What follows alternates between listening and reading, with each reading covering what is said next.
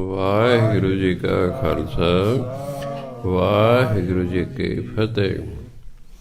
ਸ਼੍ਰੀ ਗੁਰੂ ਗ੍ਰੰਥ ਸਾਹਿਬ ਦੇ ਅੰਗ ਨੰਬਰ 294 ਤੇ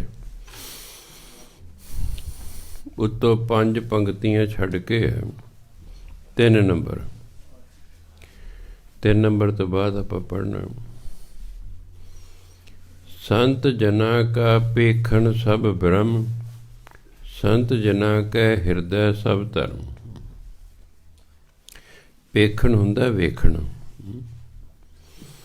ਸੰਤ ਜਨ ਜਿਹੜੇ ਜਦੋਂ ਦੇਖਦੇ ਉਹਨਾਂ ਨੂੰ ਬ੍ਰਹਮ ਹੀ ਬ੍ਰਹਮ ਵਿਖਾਈ ਦਿੰਦਾ, ਉਹਨਾਂ ਨੂੰ ਕਿਸੇ ਦੇ ਵਿੱਚ ਹੋਰ ਕੋਈ ਚੀਜ਼ ਦਿਸਦੀ ਹੀ ਨਹੀਂ ਹੈ।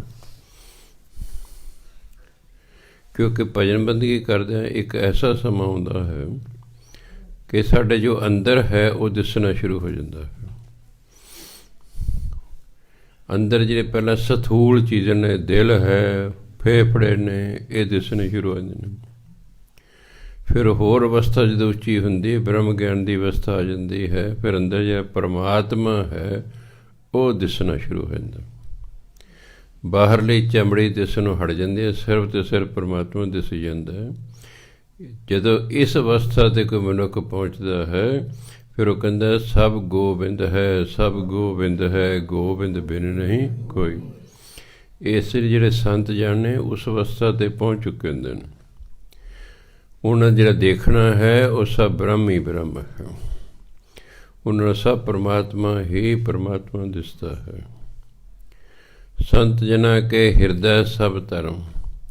ਜਿੰਨੇ ਵੀ ਧਾਰਮਿਕ ਕਰਮ ਨੇ ਸਭ ਸੰਤਾਂ ਦੇ ਹਿਰਦੇ 'ਚ ਵਸਦੇ ਹਨ, ਕਿਉਂਕਿ ਉਹਨਾਂ ਨੂੰ ਧਾਰਮਿਕ ਕੰਮਾਂ ਤੋਂ ਬਿਨਾਂ ਹੋਰ ਕੋਈ ਕੰਮ ਹੀ ਨਹੀਂ ਹੁੰਦਾ ਹੈ। ਇਸ ਲਈ ਸਾਰੇ ਧਾਰਮਿਕ ਕਰਮ ਉਹਨਾਂ ਦੇ ਹਿਰਦੇ 'ਚ ਵਸਦੇ ਹਨ। ਸੰਤ ਜਨਾ ਸੁਨੇ ਸ਼ੁਭ ਬਚਨ, ਸਰਬ ਵਿਆਪੀ ਰਾਮ ਸੰਗ ਰਚਨ।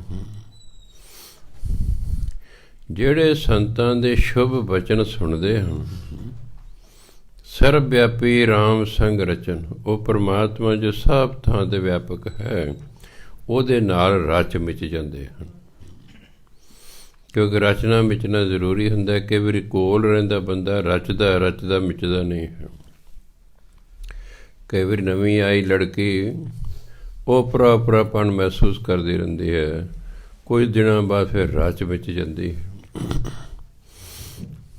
ਇਸੇ ਲਈ ਜਿਹੜੇ ਸਾਧੂਆਂ ਦੇ ਸ਼ੁਭ ਬਚਨ ਸੁਣਦੇ ਰਹਿੰਦੇ ਹਨ, ਉਹ ਪਰਮਾਤਮਾ ਜੋ ਸਰਬ ਵਿਆਪੀ ਹੈ ਉਹਦੇ ਨਾਲ ਰਚ ਮਿਚ ਜਾਂਦੇ ਹਨ। ਜਿਨ ਜਾਤਾ ਤਿਸ ਕੀ ਇਹ ਰਹਿਤ, ਸਤ ਬਚਨ ਸਾਧੂ ਸਭ ਕਹਿਤ। ਜਿਸ ਨੇ ਵੀ ਪਰਮਾਤਮਾ ਨੂੰ ਜਾਣ ਲਿਆ, ਉਹਦੀ ਵੀ ਸਾਧੂਆਂ ਵਰਗੀ ਰਹਿਤ ਹੋ ਜਾਂਦੀ ਹੈ। ਜਿਵੇਂ ਸਾਧੂ ਸੱਚ ਬਚਨ ਬੋਲਦੇ ਹਨ, ਇਸ ਤਰ੍ਹਾਂ ਉਹ ਵੀ ਫਿਰ ਸਤ ਬਚਨ ਬੋਲਦਾ ਹੈ। ਜੋ ਬੋਲਦਾ ਹੈ ਬਸ ਉਹ ਪਰਮਾਤਮਾ ਬਾਰੇ ਹੀ ਬੋਲਦਾ ਹੈ। ਜੋ ਜੋ ਹੋਏ ਸੋਈ ਸੁਖ ਮਾਨੈ, ਕਰਨ ਕਰਾਵਨ ਹਾਰ ਪ੍ਰਭ ਜਨ। ਜਿਹੜੇ ਸੰਤ ਮਹਾਤਮਾ ਹੁੰਦੇ ਹਨ, ਜੋ ਹੋ ਰਿਹਾ ਉਸ ਨੂੰ ਠੀਕ ਸਮਝਦੇ ਨੇ। ਜੋ ਵੀ ਉਹਨਾਂ ਨਾਲ ਹੋ ਰਿਹਾ, ਇਹ ਨਹੀਂ ਕਿ ਸੰਸਾਰ 'ਚ ਜੋ ਵੀ ਉਹਨਾਂ ਨਾਲ ਹੋ ਰਿਹਾ ਹੈ ਉਹਨਾਂ ਦੀ ਨਜ਼ਰ 'ਚ ਸਾਰਾ ਸੁੱਖ ਹੀ ਸੁੱਖ ਹੈ। ਉਹ ਸਾਡੇ ਇਹ ਨਹੀਂ ਕਹਿੰਦੇ ਆਹ ਨਹੀਂ ਸੀ ਹੋਣਾ ਚਾਹੀਦਾ, ਆਹ ਹੋਣਾ ਚਾਹੀਦਾ ਸੀ। ਕਿਹਦਾ ਪੁੱਤਰ ਸਵਰਗਵਾਸ ਹੋ ਗਿਆ ਤੇ ਨੌ ਜਾਂ ਆਪਾਂ ਬਹੁਤ ਮਾੜਾ ਹੋਇਆ ਜੀ। ਭਾਵੇਂ ਆਪਾਂ ਨੂੰ ਪਤਾ ਹੈ ਕਿ ਉਹਨੇ ਮਰਨਾ ਹੀ ਸੀ, ਪਰ ਆਪਾਂ ਅਗਲੇ ਦਾ ਮਨ ਰੱਖਣ ਲਈ ਕਹਿੰਦੇ ਜੀ ਬਹੁਤ ਮਾੜਾ ਹੋਇਆ ਜੀ। ਸਾਡੀਆਂ ਨਜ਼ਰਾਂ 'ਚ ਮਾੜਾ ਹੋਇਆ ਹੈ। ਜੋ ਸੰਤ ਹੁੰਦੇ, ਬ੍ਰਹਮ ਗਿਆਨੀ ਹੁੰਦੇ ਨੇ, ਉਹ ਕਹਿੰਦੇ ਜੋ ਹੋ ਰਿਹਾ ਠੀਕ ਹੋ ਰਿਹਾ, ਬਸ ਇਹ ਨਹੀਂ ਹੀ ਉਹਦੀ ਲਿਖੀ ਹੋਈ ਸੀ, ਉਹ ਭੋਗ ਗਿਆ ਹੈ।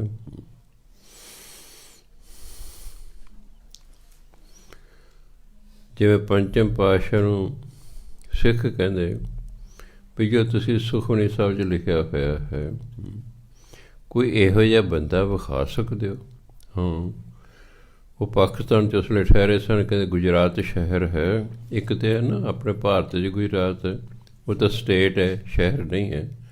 ਪਾਕਿਸਤਾਨ ਸ਼ਹਿਰ ਹੈ। ਉੱਥੇ ਫਲਾਣੇ ਨਾਮ ਦਾ ਸਿੱਖ ਹੈ, ਤੁਸੀਂ ਉਹਦੇ ਕੋਲ ਚਲੇ ਜਾਓ, ਤੁਹਾਨੂੰ ਪਤਾ ਲੱਗ ਜਾਏਗਾ। ਕਿ ਉਹ ਕੀ ਬ੍ਰਹਮ ਗਿਆਨੀ ਕਿਹੋ ਜਿਹਾ ਹੁੰਦਾ ਹੈ। ਉੱਥੇ ਚਲੇ ਗਏ, ਉਹਨਾਂ ਕੋਲ ਪਤਾ ਕਰਦਾ ਪਹੁੰਚ ਗਿਆ।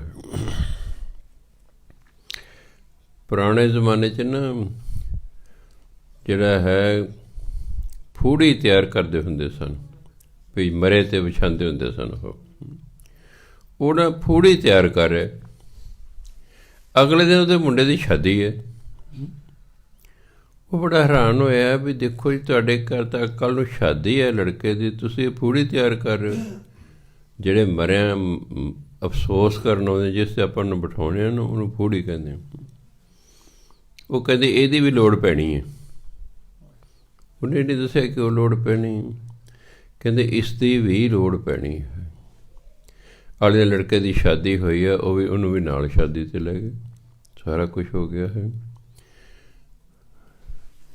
ਵਿਆਹ ਲਿਆਏ ਨੇ ਲੜਕੇ ਨੂੰ, ਨੂੰਹ ਵੀ ਆ ਗਈ ਹੈ। ਰਾਤ ਨੂੰ ਕਿਸੇ ਕਾਰਨ ਲੜਕੇ ਦੀ ਡੈਥ ਹੋ ਗਈ। ਸਵੇਰੇ ਉਹੀ ਫੂੜੀ ਵਿਛਾਈ, ਜਿਹੜੇ ਅਫਸੋਸ ਕਰਨ ਆਉਂਦੇ ਸਨ ਉਹਨਾਂ ਨੂੰ ਬਿਠਾ ਦਿੱਤਾ। ਉਹ ਪੁੱਛਦਾ ਹੈ ਵੀ ਜੇ ਤੁਹਾਨੂੰ ਪਤਾ ਸੀ ਵੀ ਮੇਰੇ ਲੜਕੇ ਨੇ ਕੱਲ੍ਹ ਨੂੰ ਮਰ ਜਾਣਾ ਹੈ, ਫਿਰ ਤੁਸੀਂ ਇਹਦੀ ਸ਼ਾਦੀ ਹੀ ਕਿਉਂ ਕੀਤੀ? ਦੂਜਾ ਘਰ ਵੀ ਜਾੜਿਆ ਤੁਸੀਂ। ਕਹਿੰਦੇ ਨਹੀਂ ਭਾਈ, ਇਸੇ ਤਰ੍ਹਾਂ ਹੋਣੀ ਸੀ, ਇਹ ਇਸੇ ਤਰ੍ਹਾਂ ਹੀ ਹੋਣੀ ਸੀ, ਕਿਉਂਕਿ ਹੋਣੀ ਸੀ ਇਸ ਲਈ ਸਾਨੂੰ ਪਤਾ ਸੀ, ਇਸ ਲਈ ਅਸੀਂ ਪਹਿਲਾਂ ਹੀ ਤਿਆਰੀ ਕਰਨ ਲੱਗ ਪਏ। ਕਹਿੰਦਾ ਹਾਂ ਵਾਕਈ ਗੁਰਮੁਖ ਹੁੰਦੇ ਨੇ। ਆ ਗਿਆ ਵਾਪਸ। ਕਹਿੰਦਾ ਹੋ ਗਈ ਤਸੱਲੀ? ਕਹਿੰਦਾ ਹਾਂ ਹੋ ਗਈ ਤਸੱਲੀ। ਸੋ ਇਸ ਲਈ ਜਿਹੜੇ ਸੰਤ ਮਹਾਤਮਾ ਨੇ ਕਹਿੰਦੇ ਜੋ ਹੋਏ ਸੋਈ ਸੁਖ ਮਨ, ਉਹਨੂੰ ਸੁੱਖ ਕਰਕੇ ਮੰਨਦਾ ਵੀ ਪਰਮਾਤਮਾ ਜੋ ਕੀਤਾ ਠੀਕ ਕੀਤਾ। ਕਰਨ ਕਰਾਵਨ ਹਾਰ ਪ੍ਰਭ ਜਨ, ਉਹਨੂੰ ਪਤਾ ਲੱਗਦਾ ਪਰਮਾਤਮਾ ਹੀ ਸਭ ਕਰਨ ਕਰਾਉਣ ਵਾਲਾ ਹੈ। ਇਹ ਬੰਦੇ ਦੇ ਵੱਸ 'ਚ ਕੁਛ ਨਹੀਂ, ਤਾਂ ਮਰੇ ਹੀ ਨਾ, ਇਹ ਤਾਂ ਮਰੇ ਹੀ ਨਾ।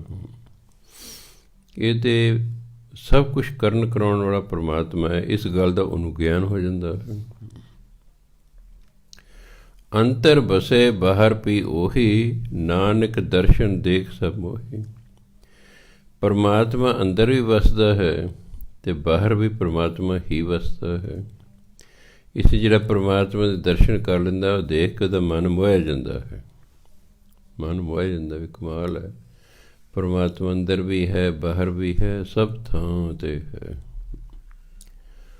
ਆਪ ਸਤ ਕੀਆ ਸਭ ਸਤ, ਤਿਸ ਪ੍ਰਭ ਤੇ ਸਗਲੀ ਉਤਪਤ। ਸਾਰੀ ਉਤਪਤੀ, ਹਿੰਦੀ ਦਾ ਸ਼ਬਦ ਹੈ ਉਤਪਤੀ, ਆਪਾਂ ਗੁਰਬਾਣੀ ਦੇ ਨਿਯਮ ਅਨੁਸਾਰ ਪੜ੍ਹਦੇ ਹਾਂ ਉਤਪਤ। ਸਾਰੀ ਉਤਪਤੀ ਪਰਮਾਤਮਾ ਤੋਂ ਹੀ ਹੋਈ ਹੈ।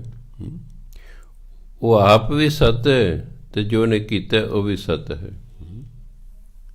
ਜੋ ਕੀਤਾ ਉਹ ਵੀ ਸਤ ਹੈ, ਉਹ ਆਪ ਵੀ ਸਤ ਹੈ। ਤਿਸ ਭਾਵੇ ਤਾਂ ਕਰੇ ਵਿਸਥਾਰ। ਜਦੋਂ ਪਰਮਾਤਮਾ ਨੂੰ ਚੰਗਾ ਲੱਗਦਾ ਹੈ, ਇਹ ਸ੍ਰਿਸ਼ਟੀ ਦਾ ਫੈਲਾਅ ਕਰ ਦਿੰਦਾ ਹੈ। ਤਿਸ ਭਾਵੈ ਤਾਂ ਏਕ ਓਂਕਾਰ, ਜਦੋਂ ਦਾ ਜੀਅ ਕਰਦਾ ਉਹ ਇਕੱਲੇ ਹੀ ਰਹਿੰਦੇ, ਸਾਰੀ ਸ੍ਰਿਸ਼ਟੀ ਨੂੰ ਲੈ ਕਰ ਦਿੰਦਾ ਹੈ। ਸਭ ਕੁਛ ਖਤਮ ਹੋ ਜਾਂਦਾ ਹੈ, ਇਕੱਲਾ ਤੇ ਇਕੱਲਾ ਉਹੀ ਰਹਿ ਜਾਂਦਾ ਹੈ, ਕਿਉਂਕਿ ਉਹਨੇ ਹੀ ਬਣਾਇਆ ਹੈ, ਉਹੀ ਢਾਉਣ ਵਾਲਾ ਹੈ। ਸਭ ਕੁਝ ਕਰਨ ਕਰਾਉਣ ਵਾਲਾ ਵੀ ਉਹੀ ਹੈ। ਇਸ ਲਈ ਪਰਮਾਤਮਾ ਏਕ ਓਂਕਾਰ ਵੀ ਹੈ ਅਤੇ ਓਅੰਕਾਰ ਵੀ ਹੈ। ਏਕ ਓਂਕਾਰ ਹੈ, ਇਕੱਲਾ ਹੀ ਹੈ। ਓਅੰਕਾਰ ਹੈ, ਸ੍ਰਿਸ਼ਟੀ ਹੈ ਸਾਰੀ ਬਣੀ ਹੋਈ ਹੈ। ਇਹ ਉਸ ਇੱਕ ਦਾ ਹੀ ਵਿਸਥਾਰ ਹੈ। ਊੜੇ ਦਾ ਮੂੰਹ ਖੁੱਲ੍ਹਾ ਰੱਖਿਆ ਹੈ ਵੀ ਸ੍ਰਿਸ਼ਟੀ ਵਿਸਥਾਰ ਰੁਕਿਆ ਨਹੀਂ, ਅਜੇ ਵੀ ਵਿਸਥਾਰ ਹੋ ਹੀ ਜਾ ਰਿਹਾ ਹੈ। ਅਨੇਕ ਕਲਾਂ ਲਖੀ ਨਹੀਂ ਜਾਏ। ਪਰਮਾਤਮਾ ਦੀ ਬੇਅੰਤ ਸ਼ਕਤੀਆਂ ਨੇ, ਉਹਨਾਂ ਦੀ ਸਮਝ ਨਹੀਂ ਆਉਂਦੀ, ਲਖੀਆਂ ਨਹੀਂ ਜਾ ਸਕਦੀਆਂ, ਕਿਉਂਕਿ ਬੇਅੰਤ ਸ਼ਕਤੀਆਂ ਦਾ ਮਾਲਕ ਹੈ। ਲੱਖ ਹੁੰਦਾ ਸਮਝਣਾ, ਅਸੀਂ ਉਹਦੀਆਂ ਸ਼ਕਤੀਆਂ ਨੂੰ ਸਮਝ ਹੀ ਨਹੀਂ ਸਕਦੇ। ਜਿਸ ਭਾਵ ਹੈ ਤਿਸ ਲੈ ਬੁਲਾਏ, ਜਿਹਨੂੰ ਪਰਮਾਤਮਾ ਚਾਹੁੰਦਾ ਆਪਣੇ ਨਾਲ ਮਿਲਾ ਲੈਂਦਾ ਹੈ। ਠੀਕ ਹੈ, ਅਸੀਂ ਯਤਨ ਕਰਦੇ ਹਾਂ ਉਹਨੂੰ ਮਿਲਣ ਲਈ, ਪਰ ਅਸੀਂ ਆਪਣੇ ਯਤਨਾਂ ਨਾਲ ਉਸ ਨੂੰ ਨਹੀਂ ਮਿਲ ਸਕਦੇ ਜਿੰਨਾ ਚਿਰ ਉਹਦੀ ਕਿਰਪਾ ਨਹੀਂ ਹੁੰਦੀ। ਜਿੰਨਾ ਚਿਰ ਉਹਦੀ ਕਿਰਪਾ ਨਹੀਂ ਹੁੰਦੀ, ਯਤਨ ਕਰਨਾ ਸਾਡਾ ਫਰਜ਼ ਹੈ, ਪਰ ਉਸ ਯਤਨ ਨੂੰ ਫਲ ਲਾਉਣਾ ਇਹ ਪਰਮਾਤਮਾ ਦੀ ਮਰਜ਼ੀ ਹੈ। ਛੇਤੀ ਲਾਉਂਦਾ, ਦੇਰ ਨਾਲ ਲਾਉਂਦਾ, ਕਦੋਂ ਲਾਉਂਦਾ ਹੈ। ਫਲ ਤਾਂ ਤੁਹਾਡੇ ਯਤਨਾਂ ਨੂੰ ਲਾਏਗਾ। ਜੋ ਤੁਸੀਂ ਭਜਨ ਬੰਦਗੀ ਕਰ ਰਹੇ ਨਿਸਫਲ ਨਹੀਂ ਜਾਏਗੀ। ਉਹ ਫਲ ਕਦੋਂ ਲਾਉਂਦਾ ਹੈ ਇਹ ਉਹਦੀ ਮਰਜ਼ੀ ਹੈ। ਇਸੇ ਜਨਮ 'ਚ ਲਾਉਂਦਾ ਹੈ ਕਿ ਅਗਲੇ ਜਨਮ 'ਚ ਲਾਉਂਦਾ ਹੈ, ਛੇਤੀ ਲਾਉਂਦਾ ਹੈ ਕਿ ਦੇਰ ਨਾਲ ਲਾਉਂਦਾ ਹੈ, ਇਹ ਉਹਦੇ ਹੱਥ 'ਚ ਹੈ, ਇਹ ਸਾਡੇ ਹੱਥ 'ਚ ਨਹੀਂ। ਪਹਿਲੀ ਅਵਸਥਾ ਕਿ ਸਾਨੂੰ ਯਤਨ ਕਰਨਾ ਚਾਹੀਦਾ, ਭਜਨ ਬੰਦਗੀ ਕਰਨੀ ਚਾਹੀਦੀ ਹੈ। ਜਦੋਂ ਬ੍ਰਹਮ ਗਿਆਨ ਹੁੰਦਾ ਫਿਰ ਕਹਿੰਦਾ ਓਹੋ ਇਹ ਭਜਨ ਬੰਦਗੀ ਤਾਂ ਉਸਨੇ ਕਰਾਈ ਹੈ, ਮੇਰੇ 'ਚ ਉਹਨੇ ਗੁਣ ਪੈਦਾ ਕੀਤਾ, ਮੈਨੂੰ ਸ਼ੌਕ ਪੈਦਾ ਕੀਤਾ, ਫਿਰ ਮੈਂ ਤਾਂ ਭਜਨ ਬੰਦਗੀ ਕਰਨ ਲੱਗਾ। ਭਜਨ ਬੰਦਗੀ ਉਹਨੇ ਕਰਾਈ ਹੈ। ਇਸ ਲਈ ਸਭ ਕੁਝ ਕਰਨ ਕਰਾਉਣ ਵਾਲਾ ਪਰਮਾਤਮਾ ਹੈ। ਤਿਸ ਭਾਵੈ ਤਾਂ ਏਕ ਓਂਕਾਰ ਹੋ ਗਿਆ। ਅਨ ਕਲਾਂ ਲਖੀ ਨਹਿ ਜਾਏ, ਜਿਸ ਭਾਵੈ ਤਿਸ ਲਹਿ ਮਿਲਾਏ। ਕਵਨ ਨਿਕਟ ਕਵਨ ਕਹੀਐ ਦੂਰ, ਆਪੇ ਆਪ ਆਪ ਭਰਪੂਰ। ਭਰਪੂਰ ਹੁੰਦਾ ਪਰਿਪੂਰਨ। ਪਰਮਾਤਮਾ ਆਪ ਹੀ ਸਭ ਦੇ ਵਿੱਚ ਅਤੇ ਸਭ ਥਾਵਾਂ 'ਤੇ ਵਸਿਆ ਹੋਇਆ ਹੈ। ਇਸ ਲਈ ਕਿਸ ਨੂੰ ਨੇੜੇ ਅਤੇ ਕਿਸ ਨੂੰ ਦੂਰ ਕਹੀਏ, ਕਿਉਂਕਿ ਸਭ ਦੇ ਵਿੱਚ ਹੀ ਹੈ। ਉਹ ਸਭ ਦੇ ਵਿੱਚ ਹੀ ਹੈ। ਇਸ ਨੂੰ ਕਿਸ ਨੂੰ ਨੇੜੇ ਕਹੀਏ ਅਤੇ ਕਿਸ ਨੂੰ ਦੂਰ ਕਹੀਏ। ਅੰਤਰਗਤ ਜਿਸ ਆਪ ਜਨਾਏ, ਜਿਹਨੂੰ ਅੰਦਰ ਖਾਤੇ ਪਰਮਾਤਮਾ ਆਪਣੇ ਬਾਰੇ ਦੱਸ ਦਿੰਦਾ ਹੈ। ਜਨਾਉਣੇ ਵੀ ਲੈ ਪਈ ਮੈਨੂੰ ਜਾਣ ਲੈ, ਮੈਂ ਆ ਹੂੰ। ਪਰਮਾਤਮਾ ਅੰਦਰ ਖਾਤੇ ਜਿਸ ਨੂੰ ਜਨਾਉਂਦਾ ਹੈ, ਨਾਨਕ ਤੇ ਜਨਾਬ ਬਜਾਏ ਉਹਨੂੰ ਸੋਝੀ ਬਖਸ਼ ਦਿੰਦਾ ਹੈ। ਕਿਉਂਕਿ ਉਹਨੂੰ ਜਾਣਨ ਲਈ ਅੱਖਾਂ ਵੀ ਤਾਂ ਚਾਹੀਦੀਆਂ ਨੇ। ਇੱਥੇ ਮੰਨ ਲਓ ਗੁਰੂ ਨਾਨਕ ਦੇਵ ਬੈਠੇ ਹੋਣ ਸਤਸੰਗ 'ਚ, ਆਪਾਂ ਨੂੰ ਪਰਮਾਤਮਾ ਅੱਖਾਂ ਹੀ ਨਹੀਂ ਬਖਸ਼ੀਆਂ ਕਿਸੇ ਨਾਲ ਵੇਖ ਸਕੇ ਵੀ ਉਹ ਬੈਠੇ ਨੇ। ਨਹੀਂ ਤਾਂ ਸਾਡੀ ਤਾਂ ਅਵਸਥਾ ਹੀ ਹੋਰ ਹੋ ਜਾਏ। ਸਾਡੀ ਜਿਸ ਦਿਨ ਕਿਸੇ ਦੀ ਦਿਵ ਦ੍ਰਿਸ਼ਟੀ ਖੁੱਲ੍ਹੇਗੀ ਅਤੇ ਦਰਸ਼ਨ ਹੋਣਗੇ, ਅਵਸਥਾ ਹੀ ਹੋਰ ਹੋ ਜਾਣੀ ਹੈ, ਗੱਲ ਹੀ ਹੋਰ ਹੋ ਜਾਣੀ ਹੈ। ਕਿਉਂਕਿ ਉਹਨਾਂ ਦੇ ਦਰਸ਼ਨ ਹੋਣੇ ਬੜੇ ਵੱਡੇ ਭਾਗਾਂ ਦੀ ਨਿਸ਼ਾਨੀ ਹੁੰਦੀ ਹੈ। ਜਿਵੇਂ ਕਨੇਡਾ 'ਤੇ ਇੱਕ ਬੀਬੀ ਨੇ ਮੈਨੂੰ ਕੱਲ੍ਹ ਪਰਸੋਂ ਪੁੱਛਿਆ, ਬਾਬਾ ਜੀ ਮੈਂ ਨਾ ਸਾਰੀ ਭਜਨ ਬੰਦਗੀ ਗੁਰੂ ਨਾਨਕ ਦੇ ਦਰਸ਼ਨਾਂ ਲਈ ਕਰ ਰਹੀ ਹਾਂ, ਮੈਨੂੰ ਕਦੋਂ ਦਰਸ਼ਨ ਹੋਣਗੇ? ਮੈਂ ਹੁਕਮਨਾਮਾ ਲਿਆ, ਮੈਂ ਤੁਹਾਨੂੰ ਦਰਸ਼ਨ ਹੋਣਗੇ ਜੀ 25 ਸੰਨ 'ਚ ਜਾ ਕੇ। ਹੁਣ 22 ਚੱਲਦੀ ਹੈ, 25 ਸੰਨ 'ਚ ਤੁਹਾਨੂੰ ਦਰਸ਼ਨ ਹੋਣਗੇ। ਉਹਨੂੰ ਬੜੀ ਖੁਸ਼ੀ ਹੋਈ ਕਿ ਵੀ ਚਲੋ ਕੋਈ 2.5-3 ਸਾਲ ਹੀ ਰਹਿ ਗਏ ਨੇ, ਹੋ ਜਾਣਗੇ। ਕਿਉਂਕਿ ਪਰਮਾਤਮਾ ਨੇ ਜਦੋਂ ਪਹਿਲੀ ਅਵਸਥਾ ਦਰਸ਼ਨ ਦੇਣੇ ਹੁੰਦੇ ਨੇ, ਫਿਰ ਸਿੱਖ ਨੂੰ ਜਾਂ ਸ਼ਰਧਾਲੂ ਨੂੰ ਉਸੇ ਸ਼ਕਲ 'ਚ ਦਰਸ਼ਨ ਦਿੰਦਾ ਜਿਸ ਸ਼ਕਲ 'ਚ ਉਸਨੂੰ ਪੂਜ ਰਿਹਾ ਹੁੰਦਾ ਹੈ। ਇਸ ਲਈ ਫਿਰ ਸਿੱਖ ਨੂੰ 10 ਗੁਰੂਆਂ 'ਚੋਂ ਕਿਸੇ ਦੇ ਗੁਰੂ ਦੇ ਦਰਸ਼ਨ ਹੋ ਜਾਂਦੇ ਨੇ। ਸਮਝੋ ਇਹ ਪਰਮਾਤਮਾ ਦਾ ਸਰਗੁਣ ਸਰੂਪ ਦੇ ਦਰਸ਼ਨ ਹੋਏ ਨੇ। ਇਹ ਪਹਿਲਾ ਸਰੂਪ ਹੈ। ਧੰਨਾ ਭਗਤ ਨੂੰ ਜਦੋਂ ਵਿਸ਼ਨੂੰ ਮਹਾਰਾਜ ਦੇ ਦਰਸ਼ਨ ਹੋਏ, ਉਹਨੇ ਆ ਕੇ ਰੋਟੀ ਖਾਧੀ। ਹੁਣ ਪਰਮਾਤਮਾ, ਹੁਣ ਵਿਸ਼ਨੂੰ ਮਹਾਰਾਜ ਦੀ ਮੂਰਤੀ ਵੇਖੀ ਇਸ ਧੰਨੇ ਨੇ ਪੁੱਜਦਾ ਸੀ। ਹੁਣ ਫਿਰ ਧੰਨੇ ਨੂੰ ਉਸੇ ਰੂਪ ਵਿੱਚ ਹੀ ਦਰਸ਼ਨ ਦਿੱਤੇ। ਪਰ ਨਾਲੇ ਵੀ ਕਹਿੰਦਾ ਧੰਨਿਆ ਇਹ ਸਾਡਾ ਅਸਲੀ ਰੂਪ ਨਹੀਂ ਹੈ, ਇਹ ਸਾਡਾ ਅਸਲੀ ਸਰੂਪ ਨਹੀਂ ਹੈ। ਜੇ ਤੁਸੀਂ ਅਸਲੀ ਸਰੂਪ ਦੇ ਸਾਡੇ ਦਰਸ਼ਨ ਕਰਨੇ ਨੇ, ਫਿਰ ਗੁਰੂ ਧਾਰਨ ਕਰੋ, ਤੁਹਾਨੂੰ ਗੁਰਮੰਤਰ ਦੇਗਾ, ਉਹਦਾ ਜਾਪ ਕਰੋ, ਫਿਰ ਸਾਨੂੰ ਤੁਹਾਡੇ ਅਸਲੀ ਸਰੂਪ ਦੇ ਦਰਸ਼ਨ ਹੋਣਗੇ। ਸੋ ਪਰਮਾਤਮਾ ਪਹਿਲਾਂ ਗੁਰੂ ਦੇ ਰੂਪ ਵਿੱਚ ਜਿਹਨੂੰ ਅਸੀਂ ਪੂਜਦੇ ਹਾਂ, ਉਹਦੇ ਰੂਪ ਵਿੱਚ ਸਾਨੂੰ ਪਰਮਾਤਮਾ ਦਰਸ਼ਨ ਦਿੰਦਾ ਹੈ। ਵੱਡੇ ਭਾਗ ਹੁੰਦੇ ਨੇ ਕਿ ਕਿਸੇ ਨੂੰ ਗੁਰੂ ਨਾਨਕ ਦੇਵ ਤੋਂ ਲੈ ਕੇ 10ਵੇਂ ਪਾਤਸ਼ਾਹ ਦਰਸ਼ਨ ਹੋ ਜਾਣ ਇਹਨਾਂ ਖੁੱਲ੍ਹੀਆਂ ਅੱਖਾਂ ਨਾਲ। ਬੜੇ ਵੱਡੇ ਭਾਗਾਂ ਦੇ ਸੁਪਨੇ ਜੀ ਦਰਸ਼ਨ ਤਾਂ ਵੀ ਅਸੀਂ ਆਪਣੇ ਵੱਡੇ ਭਾਗ ਸਮਝਦੇ ਹਾਂ। ਕਿਉਂਕਿ ਲੱਖਾਂ ਬੰਦੇ ਜੇ ਭਜਨ ਬੰਦਗੀ ਕਰਦੇ, ਕਿਸੇ ਇੱਕ ਨੂੰ ਦਰਸ਼ਨ ਸੁਪਨੇ 'ਚ ਹੁੰਦੇ ਨੇ ਗੁਰੂ ਦੇ। ਅਤੇ ਖੁੱਲ੍ਹੀਆਂ ਅੱਖਾਂ ਦਿਵ ਦ੍ਰਿਸ਼ਟੀ ਪਰਮਾਤਮਾ ਖੋਲ੍ਹੇ, ਖੁੱਲ੍ਹੀਆਂ ਅੱਖਾਂ ਨਾਲ ਦਰਸ਼ਨ ਹੋਣ ਫਿਰ ਕਿੱਡੇ ਵੱਡੇ ਭਾਗ ਨੇ। ਪਰ ਉਹ ਜਿਹੜਾ ਪਰਮਾਤਮਾ ਦੇ ਅਸਲੀ ਦਰਸ਼ਨ ਨਹੀਂ ਹੈ, ਉਹ ਪਰਮਾਤਮਾ ਦੇ ਸਰਗੁਣ ਸਰੂਪ ਦੇ ਦਰਸ਼ਨ ਨੇ। ਭਜਨ ਬੰਦਗੀ ਕਰੀ ਜਾਣਾ ਕਰੀ ਜਾਣਾ ਕਰੀ ਜਾਣਾ, ਇੱਕ ਦਿਨ ਅਸੀਂ ਸੱਚਖੰਡ ਪਹੁੰਚ ਜਾਵਾਂਗੇ, ਫਿਰ ਉਹਦੇ ਅਸਲੀ ਸਰੂਪ ਦੇ ਸਾਨੂੰ ਦਰਸ਼ਨ ਹੋਣਗੇ। ਪਰ ਜਦੋਂ ਉਹਦੇ ਦਰਸ਼ਨ ਹੋਣਗੇ, ਸਾਡੇ ਕੋਲ ਸ਼ਬਦ ਹੀ ਨਹੀਂ ਕਿ ਅਸੀਂ ਦੱਸ ਸਕੀਏ ਕਿ ਪਰਮਾਤਮਾ ਕਿਹੋ ਜਿਹਾ ਹੈ। ਕਿਉਂ ਕਿਹੋ ਜਿਹਾ ਦੱਸਣ ਲਈ ਉਹੋ ਜਿਹਾ ਕੋਈ ਹੋਰ ਹੋਣਾ ਚਾਹੀਦਾ ਹੈ। ਉਹੋ ਜਿਹਾ ਕੋਈ ਸੰਸਾਰ 'ਚ ਹੋਰ ਹੈ ਹੀ ਨਹੀਂ, ਇਸ ਲਈ ਕੋਈ ਦੱਸ ਹੀ ਨਹੀਂ ਸਕਦਾ ਕਿ ਪਰਮਾਤਮਾ ਕਿਹੋ ਜਿਹਾ ਹੈ। ਅੱਜ ਤੱਕ ਕੋਈ ਨਹੀਂ ਦੱਸ ਸਕਿਆ ਕਿ ਕਿਹੋ ਜਿਹਾ ਹੈ, ਕਿਉਂਕਿ ਉਹੋ ਜਿਹੇ ਸੰਸਾਰ 'ਚ ਕੋਈ ਚੀਜ਼ ਹੀ ਨਹੀਂ ਹੈਗੀ। ਤਾਂ ਕਰਕੇ ਸੋ ਗੁਰੂ ਮਹਾਰਾਜ ਜੀ ਕਹਿੰਦੇ ਸਰਬ ਭੂਤ ਆਪ ਵਰਤਾਰਾ। ਭੂਤ ਸਰੀਰਾਂ ਨੂੰ ਕਹਿੰਦੇ ਨੇ, ਇਹ ਦੂਜਾ ਭੂਤ ਪ੍ਰੇਤ ਨਹੀਂ ਤਾਂ ਸਮਝ ਲੈਣਾ। ਸਾਰੇ ਸਰੀਰਾਂ ਦੇ ਵਿੱਚ, ਚਾਹੇ ਕੀੜਾ ਹੈ ਤੇ ਚਾਹੇ ਹਾਥੀ ਹੈ, ਚਾਹੇ ਮਨੁੱਖ ਹੈ, ਚਾਹੇ ਪਸ਼ੂ ਹੈ, ਪੰਛੀ ਹੈ, ਕੋਈ ਵੀ ਹੈ, ਸਾਰੇ ਸਰੀਰਾਂ ਦੇ 'ਚ ਆਪ ਪਰਮਾਤਮਾ ਵਰਤ ਰਿਹਾ ਹੈ। ਸਰਬ ਨੈਣ ਆਪੇ ਖਨਹਾਰ, ਸਾਰੀਆਂ ਅੱਖਾਂ ਰਾਹੀਂ ਪਰਮਾਤਮਾ ਆਪ ਹੀ ਵੇਖ ਰਿਹਾ ਹੈ। ਸਾਡੇ ਵਿੱਚ ਬੈਠਾ ਉਹ ਵੇਖ ਰਿਹਾ, ਸਾਡੀਆਂ ਅੱਖਾਂ ਰਾਹੀਂ, ਸਾਡੀਆਂ ਅੱਖਾਂ ਦੀ ਵਰਤੋਂ ਕਰਕੇ ਵੇਖ ਰਿਹਾ, ਸਾਡੇ ਕੰਨਾਂ ਦੀ ਵਰਤੋਂ ਕਰਕੇ ਸੁਣ ਰਿਹਾ ਹੈ। ਤੁਹਾਡੇ ਅੰਦਰ ਬੈਠਾ ਪਰਮਾਤਮਾ ਕਥਾ ਸੁਣ ਰਿਹਾ ਹੈ, ਮੇਰੇ ਅੰਦਰ ਬੈਠਾ ਬੋਲ ਰਿਹਾ ਹੈ। ਬਸ ਉਹੀ ਬੋਲ ਰਿਹਾ, ਉਹੀ ਤੁਹਾਡੇ 'ਚ ਬੈਠਾ ਸੁਣ ਰਿਹਾ ਹੈ। ਇਹ ਬੜੀ ਦੇਰ ਬਾਅਦ ਕਿਤੇ ਜਾ ਕੇ ਗੱਲ ਸਮਝ ਆਵੇਗੀ। ਇਹ ਗੱਲਾਂ ਛੇਤੀ ਸਮਝ ਆਉਣ ਵਾਲੀਆਂ ਨਹੀਂ। ਇੱਥੇ ਕੋਈ ਪਹੁੰਚੇਗਾ ਫਿਰ ਅਸਲ 'ਚ ਉਹਨੂੰ ਫਿਰ ਸਮਝ ਆਵੇਗੀ। ਸਗਲ ਸਮੱਗਰੀ ਜਾਕਾ ਤਨ, ਹਰ ਪ੍ਰਕਾਰ ਦੀ ਸਮੱਗਰੀ ਐ ਸਮਝੋ ਦਾ ਸਰੀਰ ਹੈ, ਉਸੇ ਤੋਂ ਹੀ ਬਣੀ ਹੈ ਸਾਰੀ ਸਮੱਗਰੀ। ਤਨ ਸਰੀਰ ਨੂੰ ਕਹਿੰਦੇ, ਜਾਕਾ ਤਨ ਜਿਸ ਦਾ ਸਰੀਰ ਸਾਰੀ ਸਮੱਗਰੀ ਹੈ। ਸਾਰਾ ਸੰਸਾਰ ਉਹਦਾ ਸਰੀਰ 'ਚ ਪੈਦਾ ਹੋਇਆ ਹੈ। ਆਪਨ ਜਸ ਆਪ ਹੀ ਸੁਣ, ਉਹ ਆਪਣੀ ਵਡਿਆਈ ਜੀਵਾਂ 'ਚ ਬੈਠ ਕੇ ਆਪ ਹੀ ਸੁਣਦਾ ਹੈ। ਤੁਹਾਡੇ ਵਿੱਚ ਬੈਠਾ ਕਥਾ ਸੁਣ ਰਿਹਾ ਹੈ, ਪਰਮਾਤਮਾ ਸਿਫਤ ਸਲਾਹ ਹੋ ਰਹੀ ਹੈ, ਸੁਣ ਰਿਹਾ ਹੈ। ਆਵਣ ਜਾਨ ਇੱਕ ਖੇਲ ਬਣਾਇਆ, ਜੰਮਣਾ ਮਰਨਾ ਉਹਦੇ ਲਈ ਇੱਕ ਖੇਲ ਹੈ।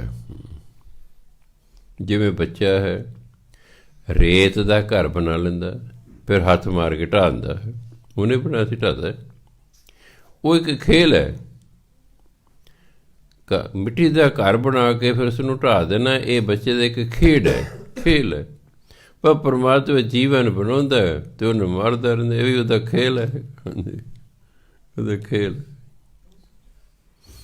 ਕੀ ਤੁਸੀਂ ਕਹੋ ਕਿ ਉਹਨੂੰ ਤਰਸ ਨਹੀਂ ਆਉਂਦਾ? ਇਹ ਦੂਰ ਦੀਆਂ ਬਾਤਾਂ ਨੇ। ਹਾਂਜੀ, ਇਹ ਉਹਦਾ ਖੇਲ ਹੈ, ਇਹ ਉਹਦਾ ਤਮਾਸ਼ਾ ਹੈ। ਤਾਂ ਦੱਸਾਂ, ਮੈਂ ਦੇਖਣ ਆਇਓ ਜਗਤ ਤਮਾਸ਼ਾ, ਮੈਂ ਸੰਸਾਰ ਦਾ ਤਮਾਸ਼ਾ ਵੇਖਣ ਆਇਆ। ਆਵਣ ਜਾਨ ਇੱਕ ਖੇਲ ਬਣਾਇਆ, ਆਗਿਆਕਾਰੀ ਕੀਨੀ ਮਾਇਆ, ਸਾਰੀ ਮਾਇਆ ਉਹਦੇ ਹੁਕਮ ਵਿੱਚ ਹੈ। ਵੈਸੇ ਤਾਂ ਧਰਮ ਕਹਿੰਦਾ ਹੈ ਵੀ ਪਰਮਾਤਮਾ ਤੋਂ ਬਿਨਾਂ ਜੋ ਕੁਛ ਵੀ ਤੁਹਾਨੂੰ ਦਿਖਾਈ ਦੇ ਰਿਹਾ ਸਾਰੀ ਮਾਇਆ ਹੈ, ਇਹ ਸਾਰੀ ਮਾਇਆ ਹੈ। ਅਤੇ ਜੋ ਕੁਛ ਵੀ ਬਣਿਆ ਹੋ ਪਰਮਾਤਮਾ ਦੇ ਹੁਕਮ 'ਚ ਚੱਲ ਰਿਹਾ ਹੈ। ਆਪਣੀ ਮਰਜ਼ੀ ਕੋਈ ਕਰ ਹੀ ਨਹੀਂ ਸਕਦਾ। ਜੋ ਕੁਛ ਵੀ ਹੋ ਰਿਹਾ ਉਹਦੇ ਹੁਕਮ 'ਚ ਹੋ ਰਿਹਾ ਹੈ। ਹੁਕਮੇ ਅੰਦਰ ਸਭ ਕੋ, ਬਾਹਰ ਹੁਕਮ ਨਾ ਕੋਈ। ਸਭ ਉਹਦੇ ਹੁਕਮ 'ਚ ਨੇ, ਉਹਦੇ ਹੁਕਮ ਤੋਂ ਬਾਹਰ ਕੋਈ ਨਹੀਂ ਹੈਗਾ।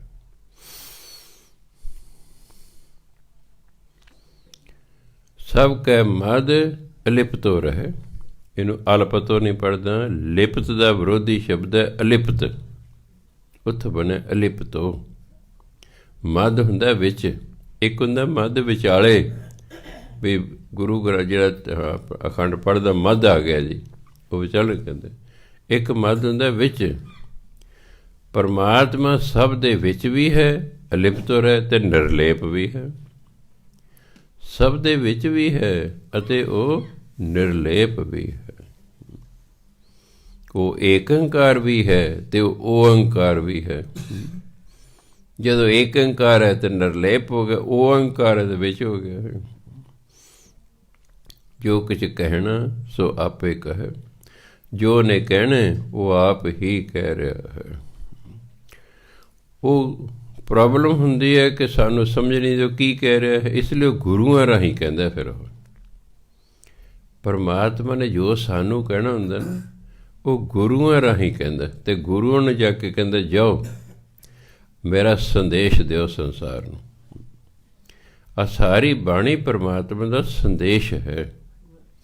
ਪਰਮਾਤਮਾ ਨੇ ਗੁਰੂਆਂ ਨੇ ਕਿਹਾ ਆਹ ਕਹੋ ਸੰਸਾਰ ਨੂੰ, ਉਹ ਪਹਿਲਾਂ ਮੂੰਹ ਜ਼ਬਾਨੀ ਕਹਿੰਦੇ ਰਹੇ, ਫਿਰ ਉਹਨਾਂ ਕਿਰਪਾ ਕਰਤੀ ਲਿਖਤੀ ਰੂਪ 'ਚ ਕਹਿ ਗਏ ਵੀ ਇਹਨਾਂ ਨੂੰ ਯਾਦ ਰਹੇ। ਸੋ ਬਾਣੀ ਦਰਗਾਹੀ ਹੁਕਮ ਹੈ, ਇਹ ਹੁਕਮ ਹੈ, ਇਸ ਲਈ ਹੁਕਮਨਾਮਾ ਕਹਿੰਦੇ ਨੇ। ਸਿੱਖ ਸਮਝ ਹੀ ਨਹੀਂ ਰਹੇ ਹੁਕਮ ਹੈ। ਹੁਕਮ ਮੰਨੇਗਾ ਤਾਂ ਸੁਖੀ ਹੋ ਜਾਏਗਾ, ਹੁਕਮ ਮੰਨਦਾ ਨਹੀਂ, ਇਸ ਲਈ ਦੁਖੀ ਹੈ। ਤੁਸੀਂ ਕਿਸੇ ਦਾ ਹੁਕਮ ਨਾ ਮੰਨੋ, ਉਹਦੀ ਸਜ਼ਾ ਤਾਂ ਤੁਹਾਨੂੰ ਮਿਲਣੀ ਹੀ ਮਿਲਣੀ ਹੈ। ਸਰਕਾਰ ਦਾ ਹੁਕਮ ਹੈ ਕਿ ਜੇ ਲਾਲ ਬੱਤੀ ਹੋ ਜਾਏ ਤੁਸੀਂ ਰੋਕ ਦਿਓ, ਕਾਰ ਸਕੂਟਰ ਜੋ ਕੁਛ ਹੋ ਰੋਕ ਦਿਓ, ਆਪ ਵੀ ਰੁਕ ਜਾਓ, ਕ੍ਰਾਸ ਨਹੀਂ ਕਰਨਾ, ਹੁਕਮ ਹੈ। ਜਿਹੜਾ ਫਿਰ ਲੰਘਦਾ ਕਿ ਪੁਲਿਸ ਫੜ ਲੈ ਕਿ ਨਹੀਂ, ਸਜ਼ਾ ਦਿੰਦੇ ਨੇ ਕਿ ਤੂੰ ਹੁਕਮ ਕਿਉਂ ਨਹੀਂ ਮੰਨਿਆ, ਕਿਉਂ ਨਹੀਂ ਮੰਨਿਆ। ਕਈ ਵਾਰ ਸਰਕਾਰ ਇਲੈਕਸ਼ਨਾਂ ਡਿਊਟੀ ਲਾ ਦਿੰਦੀ, ਕਈ ਨਹੀਂ ਜਾਂਦੇ, ਉਹਨੂੰ ਸਸਪੈਂਡ ਕਰ ਦਿੰਦੇ ਜਾਂ ਫਰੀ ਜਾ ਕਿੰਨੇ, ਉਹ ਸਾਲ 2 ਸਾਲ ਧੱਕੇ ਤੁੱਕੇ ਜੇ ਖਾਂਦਾ ਰਹਿੰਦਾ, ਮਾਫੀ ਮੂਫੇ ਮਗਰੋਂ ਮਰਜ਼ੀ ਸਰਕਾਰ ਦੀ ਬਹਾਲ ਕਰੇ ਨਾ ਕਰੇ, ਕਿਉਂਕਿ ਤੂੰ ਹੁਕਮ ਨਹੀਂ ਮੰਨਿਆ। ਬੱਚਾ ਬਾਪੇ ਦਾ ਹੁਕਮ ਨਹੀਂ ਮੰਨਦਾ, ਥੱਪੜ ਖਾਂਦਾ ਕਿਉਂ ਨਹੀਂ। ਤੁਸੀਂ ਕਿੰਨੇ ਵਾਰੀ ਆਪਣੇ ਚੌਕੇ 'ਤੇ ਲਾਏ ਹੋਣਗੇ। ਇਸ ਤਰ੍ਹਾਂ ਵਿਦਿਆਰਥੀ ਜਾਂ ਟੀਚਰ ਦਾ ਹੁਕਮ ਨਹੀਂ ਮੰਨਦਾ, ਉਹ ਵੀ ਉੱਥੇ ਕੁੱਟ ਖਾਂਦਾ, ਫਿਰ ਝਿੜਕਾਂ ਖਾਂਦਾ ਹੈਗਾ। ਅੱਗੇ ਕਰਮਚਾਰੀ ਅਫਸਰ ਦਾ ਹੁਕਮ ਨਹੀਂ ਮੰਨਦਾ, ਉਹ ਵੀ ਐਕਸ਼ਨ ਲੈਂਦਾ ਉਹਦੇ ਵਿਰੁੱਧ। ਸੋ ਇਸ ਲਈ ਅਗਰ ਅਸੀਂ ਹੁਕਮ ਨਹੀਂ ਮੰਨਾਂਗੇ ਸਾਨੂੰ ਸਜ਼ਾ ਮਿਲੇਗੀ ਹੀ ਮਿਲੇਗੀ। ਸਾਰੀ ਬਾਣੀ ਪਰਮਾਤਮਾ ਦਾ ਹੁਕਮ ਹੈ। ਅੱਜ ਦਾ ਸਿੱਖ ਮੰਨ ਨਹੀਂ ਰਿਹਾ, ਇਸ ਲਈ ਦੁੱਖ ਹੀ ਦੁੱਖ ਭੋਗ ਰਿਹਾ ਹੈ। ਸਜ਼ਾ ਕਿਸੇ ਰੂਪ ਵਿੱਚ ਵੀ ਹੋ ਸਕਦੀ ਹੈ, ਉਹ ਮਾਨਸਿਕ ਸਜ਼ਾ ਵੀ ਹੋ ਸਕਦੀ ਹੈ, ਉਹ ਸਰੀਰਕ ਸਜ਼ਾ ਵੀ ਹੋ ਸਕਦੀ ਹੈ, ਉਹ ਆਰਥਿਕ ਸਜ਼ਾ ਵੀ ਹੋ ਸਕਦੀ ਹੈ। ਕਿਸੇ ਪ੍ਰਕਾਰ ਦੀ ਸਜ਼ਾ, ਕਈ ਪ੍ਰਕਾਰ ਦੀ ਸਜ਼ਾ ਜ਼ਰੂਰ ਮਿਲਦੀ ਹੈ। ਜਿਹੜੇ ਦੁੱਖ ਸੰਸਾਰ 'ਚ ਇੰਨੇ ਫੈਲ ਗਏ ਨੇ, ਇਹੀ ਕਾਰਨ ਹੈ ਕਿ ਮਨੁੱਖ ਪਰਮਾਤਮਾ ਦੇ ਹੁਕਮ ਨੂੰ ਨਹੀਂ ਮੰਨਦਾ। ਉਹ ਕਹਿੰਦੇ ਚੰਗਾ ਨਾ ਮੰਨੋ, ਫਿਰ ਜਾਓਗੇ ਕਿੱਥੇ, ਕਿਤੇ ਜਾ ਤਾਂ ਸਕਦੇ ਨਹੀਂ, ਹੈ ਤਾਂ ਤੁਸੀਂ ਸਾਰੇ ਮੇਰੇ ਅੰਡਰ ਹੀ ਹੋ। ਮੂਸਾ ਭੱਜਿਆ ਮੌਤ ਤੋਂ, ਮੌਤ ਅੱਗੇ ਖੜੀ। ਇਹ ਮੂਸਾ ਚੂਹੇ ਨੂੰ ਨਹੀਂ ਸਮਝ ਲੈਣਾ, ਪੈਗੰਬਰ ਹੋਇਆ। ਜਿਵੇਂ ਅਵਤਾਰ ਕਰਨੇ ਮੁਸਲਮਾਨਾਂ ਨੂੰ ਕੀ ਕਹਿੰਦੇ ਨੇ, ਪੈਗੰਬਰ ਹੋਇਆ। ਮੌਤ ਤੋਂ ਕੌਣ ਪਾ ਸਕਦਾ। ਧਨਵੰਤਰੀ ਵੈਦ ਜਿਹੜਾ ਕਹਿੰਦੇ ਸਮੁੰਦਰ 'ਚੋਂ ਨਿਕਲਿਆ, ਜਦੋਂ ਸਮੁੰਦਰ ਰਿੜਕਿਆ ਗਿਆ ਉਹ 'ਚੋਂ ਵੈਦ ਨਿਕਲਿਆ। ਕਹਿੰਦੇ ਲਕਸ਼ਮੀ ਵੀ ਉਸੇ 'ਚੋਂ ਨਿਕਲੀ, ਮਾਇਆ ਦੀ ਦੇਵੀ। ਉਹ ਇੰਨਾ ਸਿਆਣਾ ਡਾਕਟਰ ਸੀ, ਉਹ ਕਹਿੰਦਾ ਮੈਂ ਮਾਰ ਹੀ ਨਹੀਂ ਸਕਦਾ, ਮੇਰੇ ਕੋਲ ਹਰ ਪ੍ਰਕਾਰ ਦਾ ਇਲਾਜ ਹੈ। ਉਹ ਪੁਰਾਣੇ ਜ਼ਮਾਨੇ ਜੰਗਲੇ ਉੱਡੜੇ ਸੱਪ ਹੋਇਆ ਕਰਦੇ, ਦਰਖਤਾਂ 'ਤੇ ਰਹਿੰਦੇ ਸਨ, ਉੱਡ ਕੇ ਲੜਿਆ ਕਰਦੇ ਸਨ। ਉਹ ਵੀ ਉਹਨੇ ਦਵਾਈ ਰੱਖੀ ਹੋਈ ਸੀ, ਆਪਣੇ ਜੇਬ 'ਚ ਡੱਬੀ ਰੱਖੀ ਹੋਈ ਸੀ। ਜੰਗਲ 'ਚ ਲੰਘ ਰਿਹਾ, ਉਹਨੂੰ ਪਤਾ ਸੀ ਜੰਗਲੀ ਉੱਡਣੇ ਸੱਪ ਹੁੰਦੇ ਨੇ, ਮੈਨੂੰ ਕੋਈ ਲੜ ਨਾ ਜਾਵੇ, ਜਿਉਂ ਹੀ ਲੜੇਗਾ ਆਹ ਦਵਾਈ ਮੈਂ ਲਾ ਦਾਂਗਾ। ਬਸ ਡੱਬੀ ਜੇਬ 'ਚ। ਮੌਤ ਦਾ ਸਮਾਂ ਆ ਗਿਆ ਹੈ। ਉੱਡਣਾ ਸੱਪ ਉਹਦੀ ਪਿੱਠ 'ਤੇ ਐਸੀ ਥਾਂ 'ਤੇ ਲੜਿਆ ਕਿ ਉਹ ਇਕੱਲੇ ਹੀ ਸੀ ਜੰਗਲ 'ਚ, ਹੱਥ ਹੀ ਨਹੀਂ ਉਹਦਾ ਗਿਆ। ਆਪਣੇ ਸਰੀਰ 'ਚ ਭਾਵੇਂ ਕਿੰਨੀ ਵੀ ਲਚਕ ਕਿਉਂ ਨਾ ਹੋਵੇ, ਸਾਡੇ ਹੱਥ ਪਿੱਠ ਦੇ ਸਾਰੀ ਪਿੱਠ 'ਤੇ ਨਹੀਂ ਜਾ ਸਕਦੇ। ਐਸੀ ਥਾਂ 'ਤੇ ਸੱਪ ਲੜਿਆ, ਕੋਲ ਦਵਾਈ ਹੈ, ਕੋਈ ਪੇਸ਼ ਨਹੀਂ ਗਈ, ਹੋਰ ਕੋਈ ਹੈ ਨਹੀਂ ਸੀ ਜਿਹੜਾ ਲਾਉਣ ਦਾ। ਆ ਗਈ ਡੈਥ, ਜਾਏਗਾ ਕਿਤੇ। ਇਸ ਲਈ ਮੌਤ ਤਾਂ ਕੋਈ ਨਹੀਂ ਬਚ ਸਕਦਾ ਹੈਗਾ। ਸੋ ਸਭ ਕੁਛ ਉਹਦੇ ਹੁਕਮ ਵਿੱਚ ਹੈ। ਆਗਿਆ ਜੋ ਕਿਛ ਕਹਿਣਾ ਸੋ ਆਪੇ ਇੱਕ ਹੈ, ਜੋ ਵੀ ਕਹਿੰਦਾ ਉਹ ਆਪ ਹੀ ਕਹਿੰਦਾ ਹੈ। ਆਗਿਆ ਆਵੈ ਆਗਿਆ ਜਾਏ। ਇਹ ਮਨੁੱਖ ਉਹਦੇ ਹੁਕਮ ਨਾਲ ਇਸ ਸੰਸਾਰ 'ਚ ਆਇਆ, ਉਹਦੇ ਹੁਕਮ ਨਾਲ ਇਸ ਸੰਸਾਰ ਤੋਂ ਜਾਏਗਾ। ਆਗਿਆ ਮੈਨੇ ਹੁਕਮ। ਨਾਨਕ ਜਾਂ ਭਾਵੈ ਤਾਂ ਲੈ ਸਮਾਏ। ਜਦੋਂ ਉਹਨੂੰ ਚੰਗਾ ਲੱਗਦਾ ਉਹ ਜੀਵਨ ਆਪਣੇ ਵਿੱਚ ਸਮਾ ਲੈਂਦਾ, ਆਪਣੇ ਵਿੱਚ ਲੀਨ ਕਰ ਲੈਂਦਾ। ਇਸ ਤੇ ਹੋਏ ਸੋ ਨਾ ਹੀ ਬੁਰਾ। ਪਰਮਾਤਮਾ ਦਾ ਕੁਝ ਬੁਰਾ ਹੁੰਦਾ ਹੀ ਨਹੀਂ ਹੈ, ਉਸ ਤੋਂ ਕੁਝ ਬੁਰਾ ਨਹੀਂ ਹੁੰਦਾ ਹੈ। ਆਪਾਂ ਨੂੰ ਲੱਗਦਾ ਵੀ ਉਹ ਬਹੁਤ ਮਾੜਾ ਹੋ ਗਿਆ। ਸਾਨੂੰ ਆਪਣੇ ਕਰਮਾਂ ਦਾ ਗਿਆਨ ਨਾ ਹੋਣ ਕਰਕੇ ਉਸ ਤਰ੍ਹਾਂ ਦਾ ਹੁੰਦਾ ਜਾਂ ਪਰਮਾਤਮਾ ਨੇ ਲਿਖਿਆ ਹੁੰਦਾ ਹੈ। ਕਈ ਵਾਰੀ ਤਾਂ ਅਸੀਂ ਆਪਣੇ ਕਰਮਾਂ ਦਾ ਫਲ ਭੋਗਦੇ ਹਾਂ, ਕਈ ਵਾਰੀ ਪਰਮਾਤਮਾ ਲਿਖਦਾ ਹੁੰਦਾ ਹੈ।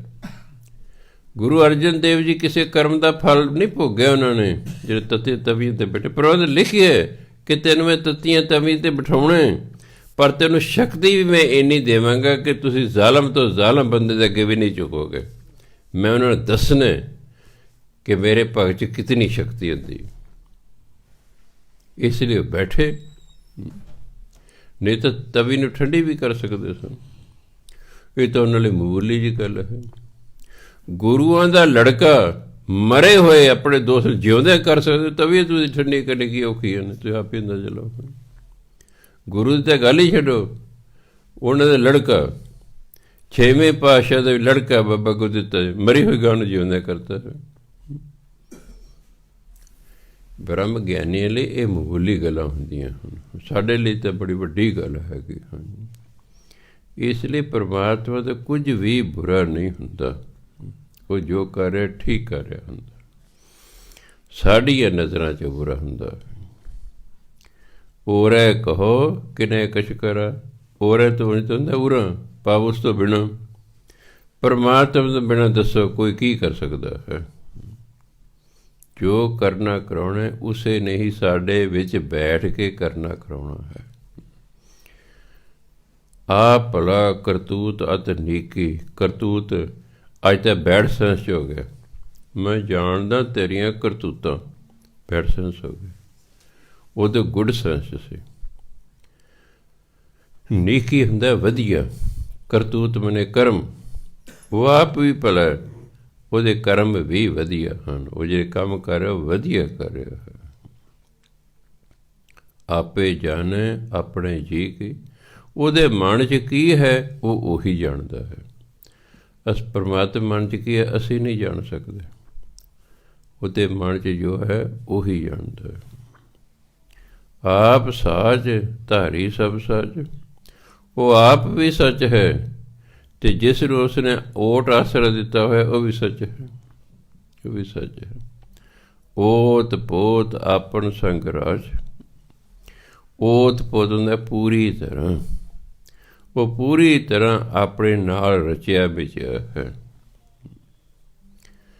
ਤਾਂ ਕਿ ਗਤ ਵਿੱਚ ਕਹੀ ਨਾ ਜਾਏ। ਗਤ ਹੁੰਦੀ ਹੈ ਹਾਲਤ, ਮਿੱਤ ਹੁੰਦੇ ਸਮਰੱਥਾ। ਪਰਮਾਤਮਾ ਦੀ ਹਾਲਤ ਅਤੇ ਪਰਮਾਤਮਾ ਦੀ ਸਮਰੱਥਾ ਨੂੰ ਕਿਹਾ ਨਹੀਂ ਜਾਂਦਾ, ਉਹੀ ਜਾਣਦਾ ਹੈ। ਪਰਮਾਤਮਾ ਆਪਣੀ ਗਤੀ ਨੂੰ, ਆਪਣੀ ਸਮਰੱਥਾ ਨੂੰ ਆਪ ਹੀ ਜਾਣਦਾ ਹੈ। ਤਾਂ ਕਿ ਕਰਮਣ ਕੀ ਗਤ ਨਿਆਰੀ। ਅਸੀਂ ਕਰਮਾਂ ਦੀ ਗਤੀ ਨਹੀਂ ਜਾਣ ਸਕਦੇ। ਉਹਦੀ ਪਤਲਾ ਜਿਹਾ ਕਰਮ ਭੋਗਣੇ ਪਏ ਨੇ।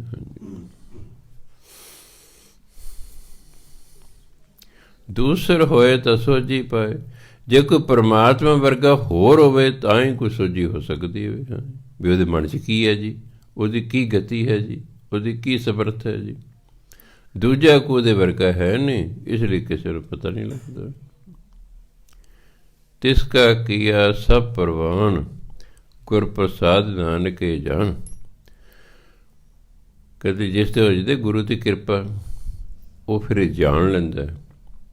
ਉਹ ਫਿਰ ਕੀ ਕਹਿੰਦਾ, ਤਿਸ ਕਾ ਕੀਆ ਸਭ ਪ੍ਰਵਾਨ। ਜੋ ਪਰਮਾਤਮਾ ਕਰੇ ਸਾਨੂੰ ਪ੍ਰਵਾਨ, ਸਾਨੂੰ ਮਨਜ਼ੂਰ ਹੈ ਜੀ। ਕਿਉਂਕਿ ਗੁਰੂ ਦੀ ਕਿਰਪਾ ਉਹਨੂੰ ਗਿਆਨ ਹੋ ਗਿਆ ਕਿ ਪਰਮਾਤਮਾ ਜੋ ਕਰ ਰਿਹਾ ਠੀਕ ਕਰ ਰਿਹਾ। ਜੋ ਜਾਣੇ ਤੇ ਸਦਾ ਸੁਖ ਹੋਏ। ਜਿਹੜਾ ਇਸ ਗੱਲ ਨੂੰ ਜਾਣ ਲੈਂਦਾ ਹੈ ਉਹਨੂੰ ਸਦਾ ਹੀ ਸੁੱਖ ਹੈ। ਦੁੱਖ ਤਾਂ ਇਸ ਲਈ ਕਿ ਐ ਨਹੀਂ ਸੀ ਹੋਣਾ ਚਾਹੀਦਾ। ਜੇ ਪਤਾ ਵੀ ਹਾਂ ਜੋ ਹੈ ਠੀਕ ਹੋਇਆ, ਫਿਰ ਕਦੇ ਦੁੱਖ ਹੈ, ਫਿਰ ਸੁੱਖ ਹੀ ਸੁੱਖ ਹੈ। ਗਰੀਬੀ ਆ ਗਈ ਤਾਂ ਵੀ ਸੁਖੀ ਹੈ ਵੀ ਹਾਂ ਪਰਮਾਤਮਾ ਦੇ ਹੁਕਮ ਨਾਲ ਆਈ ਹੈ, ਇਸ ਤਰ੍ਹਾਂ ਹੋਣਾ ਸੀ। ਸੋ ਇਸ ਲਈ ਜੋ ਜਾਣੇ ਤੇ ਸਦਾ ਸੁਖ ਹੋਏ। ਜਿਹੜਾ ਪਰਮਾਤਮਾ ਦੀ ਗਤੀ ਨੂੰ ਜਾਣ ਲੈਂਦਾ ਉਹ ਸਦਾ ਹੀ ਸੁਖੀ ਰਹਿੰਦਾ। ਆਪ ਮਿਲਾਏ ਲਏ ਪ੍ਰਭ ਸੋਏ। ਇਹ ਜਿਹਨੂੰ ਪਰਮਾਤਮਾ ਆਪਣੇ ਨਾਲ ਆਪ ਹੀ ਮਿਲਾ ਲੈਂਦਾ ਹੈ ਕਿ ਹਾਂ ਮੈਂ ਜੋ ਕਰ ਰਿਹਾ ਇਸ ਨੂੰ ਸੁੱਖ ਕਰਕੇ ਭਲਾ ਕਰਕੇ ਮੰਨਦਾ ਹੈ। ਇਹ ਜਿਹਨੂੰ ਆਪਣੇ ਨਾਮ ਮਿਲਾ ਲੈਂਦਾ ਪਰਮਾਤਮਾ। ਉਹ ਧਨਵੰਤ ਕੁਲਵੰਤ ਪਤਵੰਤ ਜੀਵਨ ਮੁਕਤ ਜਿਸ ਹਿਰਦੈ ਭਗਵੰਤ। ਕਹਿੰਦੇ ਜਿਹਦੇ ਹਿਰਦੇ 'ਚ ਪਰਮਾਤਮਾ ਵਸਦਾ ਨਾ, ਜਿਸਦੇ ਹਿਰਦੇ ਪਰਮਾਤਮਾ ਵਸਦਾ, ਜੀਵਨ ਮੁਕਤ। ਉਹ ਤਾਂ ਜਿਉਂਦੇ ਹੀ ਮੁਕਤ। ਭਾਵ ਕਈਆਂ ਦੇ ਮਰ ਕੇ ਮੁਕਤੀ ਮਿਲੇਗੀ, ਉਹ ਤਾਂ ਜਿਉਂਦੇ ਹੀ ਮੁਕਤ ਹੈ। ਉਹਨੂੰ ਦੁਬਾਰਾ ਜਨਮ ਲੈਣ ਦੀ ਲੋੜ ਹੀ ਨਹੀਂ ਹੈ। ਅਤੇ ਜਿਹਦੇ ਹਿਰਦੇ ਪਰਮਾਤਮਾ ਵਸ ਗਿਆ ਨਾ, ਉਹ ਧਨਵੰਤ ਹੈ, ਉਹ ਧਨਵਾਨ ਹੈ। ਕੁਲਵੰਤ ਹੈ, ਉੱਚੀ ਕੁਲ ਵਾਲਾ ਹੈ। ਪਤਵੰਤ ਹੈ, ਇੱਜ਼ਤ ਵਾਲਾ ਹੈ। ਉਹ ਧਨਵੰਤ ਕੁਲਵੰਤ ਪਤਵੰਤ। ਉਹ ਧਨਵੰਤ ਕੁਲਵੰਤ ਪਤਵੰਤ। ਉਹ ਧਨਵੰਤ ਕੁਲਵੰਤ ਪਤਵੰਤ। ਧਨਵੰਤ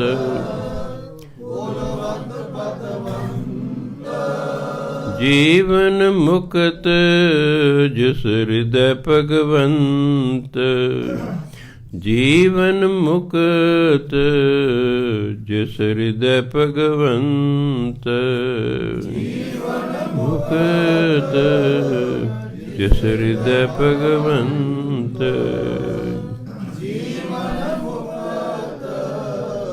ਜਿਸ ਹਿਰਦੈ ਭਗਵੰਤ।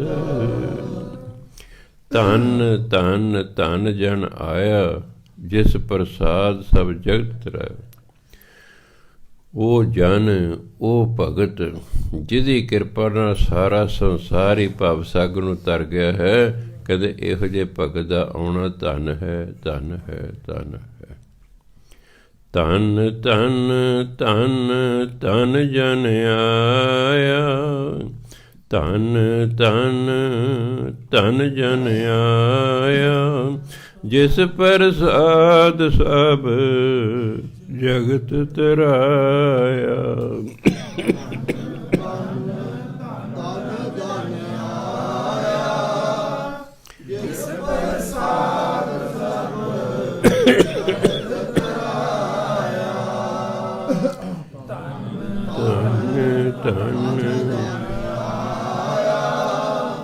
ਜਿਸ ਪ੍ਰਸਾਦ ਸਭ ਜਗਤ ਤਰਾਇਆ। ਜਨ ਆਵਣ ਕਾ ਇਹ ਹੈ ਸੁਆਵ। ਸੁਆਵ ਹੁੰਦਾ ਪ੍ਰਯੋਜਨ, ਉਦੇਸ਼, ਸਵਾਰਥ। ਇੱਥੇ ਉਦੇ ਭਾਵ ਹੈ ਜਿਹੜਾ ਪਰਮਾਤਮਾ ਦਾ ਭਗਤ ਹੈ ਉਹਦੇ ਆਉਣ ਦਾ ਪ੍ਰਯੋਜਨ ਕੀ ਹੈ ਕਿ ਜਨ ਕੈ ਸੰਗ ਚਿਤਾਵੈ ਨੋ। ਕਿ ਜਨ ਦੀ ਸੰਗਤ ਕਰਨਾ ਪਰਮਾਤਮਾ ਯਾਦ ਆਉਂਦਾ। ਬਸ ਆਹੀ ਉਹਦੇ ਆਉਣ ਦਾ ਫਾਇਦਾ। ਪਰਮਾਤਮਾ ਦੇ ਭਗਤ ਦੇ ਆਉਣ ਦਾ ਇਹੀ ਫਾਇਦਾ ਹੈ ਕਿ ਜਿਹੜਾ ਉਹਦੀ ਸੰਗਤ ਕਰਦਾ ਉਹਨੂੰ ਪਰਮਾਤਮਾ ਦਾ ਨਾਮ ਯਾਦ ਆਉਂਦਾ। ਕੁਦਰਤੀ ਗੱਲ। ਜਿਹੋ ਜਿਹੀ ਦੀ ਅਸੀਂ ਸੰਗਤ ਕਰਾਂਗੇ ਉਹ ਤਾਂ ਸਾਡੇ 'ਤੇ ਪ੍ਰਭਾਵ 'ਤੇ ਪੈਣਾ ਹੀ ਪੈਣਾ, ਚੰਗਾ ਮੰਦਾ। ਜਨ ਆਵਨ ਕਾ ਇਹ ਸੁਆਓ ਜਨ ਕੇ ਸੰਗ ਚਿਤ ਆਵੈ ਨਾਉ। ਜਨ ਆਵਨ ਕਾ ਇਹ ਸੁਆਓ ਜਨ ਕੇ ਸੰਗ ਚਿਤ ਆਵੈ ਨਾਉ।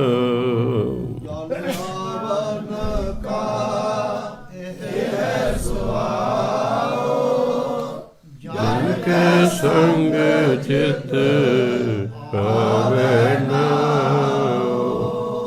ਧਿਆਨ ਦੇ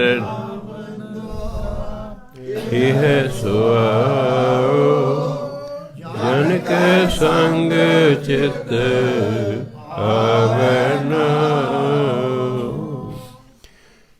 ਇੱਕ ਸ਼ਬਦ ਹੈ ਨਾਉ, ਇੱਕ ਸ਼ਬਦ ਹੈ ਨਾਉ। ਨਾਉ ਬੋਲੋਗੇ ਤਾਂ ਪੰਜਾਬੀ ਦਾ ਹੋਏਗਾ, ਨਾਉ ਬੋਲੋਗੇ ਬਿਨਾਂ ਬਿੰਦੀ ਤੋਂ ਇਹ ਫਾਰਸੀ ਦਾ ਹੈ, ਅਰਥ ਇੱਕੋ ਹੀ ਹੈ ਨਾਮ। ਹੁਣ ਉੱਥੇ ਸੁਆਓ, ਫਿਰ ਬੈਠ ਰਿਹਾ ਕਿ ਆਪਾਂ ਜੇ ਨਾਉ ਬੋਲੀਏ ਕਵਿਤਾ ਜੁੜੇਗੀ, ਕਵਿਤਾ ਜੁੜੇਗੀ, ਇਸ ਲਈ ਉੱਥੇ ਨਾਉ ਬੋਲ ਦੇਣਾ ਹੈ, ਕਿਉਂਕਿ ਫਾਰਸੀ ਦਾ ਹੈ। ਨਾਉ ਪੰਜਾਬੀ ਦਾ ਹੈ ਨਾਮ, ਅਰਥ ਦੋਨਾਂ ਦਾ ਨਾਮ ਹੈ। ਇੱਕ ਫਾਰਸੀ ਦਾ, ਫਾਰਸੀ ਦੇ ਬਿੰਦੀ ਨਹੀਂ ਲੱਗਦੀ ਨਾਉ, ਅਤੇ ਪੰਜਾਬੀ 'ਚ ਨਾਉ ਨਾਮ, ਕਿਉਂਕਿ ਇਹ ਤੋਂ ਪਹਿਲਾਂ ਆਇਆ ਸੁਆਓ, ਫਿਰ ਸੁਆਓ ਦੇ ਨਾਲ ਨਾਉ ਹੀ ਜੁੜੇਗਾ। ਇਸ ਕਰਕੇ ਜਿਵੇਂ ਜਨ ਆਵਨ ਕਾ ਇਹ ਸੁਆਓ ਜਨ ਕੈ ਸੰਗ ਚਿਤ ਆਵੈ ਨਾਉ। ਆਪ ਮੁਕਤ ਮੁਕਤ ਕਰੈ ਸੰਸਾਰ। ਜਿਹੜਾ ਪਰਮਾਤਮਾ ਦਾ ਜਨ, ਪਰਮਾਤਮਾ ਜਿਹੜਾ ਭਗਤ ਹੁੰਦਾ ਆਪ ਤੇ ਮੁਕਤ ਹੁੰਦਾ, ਫਿਰ ਉਹ ਸੰਸਾਰ ਨੂੰ ਵੀ ਜੰਮਣ ਮਰਨ ਤੋਂ ਮੁਕਤ ਕਰਦਾ, ਕਿਉਂਕਿ ਜਿਹੜਾ ਉਹਦੀ ਸੰਗਤ ਕਰਕੇ ਨਾਮ ਜਪੀ ਜਾਂਦਾ ਜਪੀ ਜਾਂਦਾ, ਉਹ ਵੀ ਫਿਰ ਮੁਕਤ ਹੋ ਜਾਂਦਾ। ਨਾਨਕ ਤਿਸ ਜਨ ਕੋ ਸਦਾ ਨਮਸਕਾਰ। ਇਹੋ ਜਿਹੇ ਭਗਤ ਨੂੰ ਸਦਾ ਹੀ ਨਮਸਕਾਰ ਹੈ ਸਾਡੀ, ਕਦੇ ਉਹਨੂੰ ਸਦਾ ਹੀ ਨਮਸਕਾਰ ਕਰਨੀ ਚਾਹੀਦੀ ਹੈ।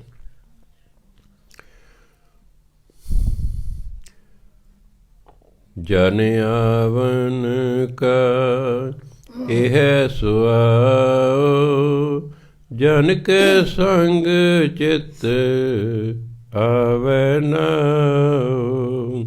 ਆਪ ਮੁਕਤ ਮੁਕਤ ਕਰੈ ਸੰਸਾਰ ਨਾਨਕ ਤਿਸ ਜਨ ਕੋ ਸਦਾ ਨਮਸਕਾਰ। ਆਪ ਮੁਕਤ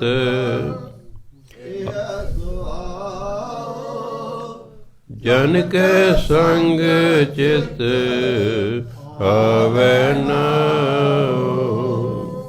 ਆਪ ਮੁਕਤ ਮੁਕਤ ਕਰੈ ਸੰਸਾਰ ਨਾਨਕ ਤਿਸ ਜਨ ਕੋ ਸਦਾ ਨਮਸਕਾਰ।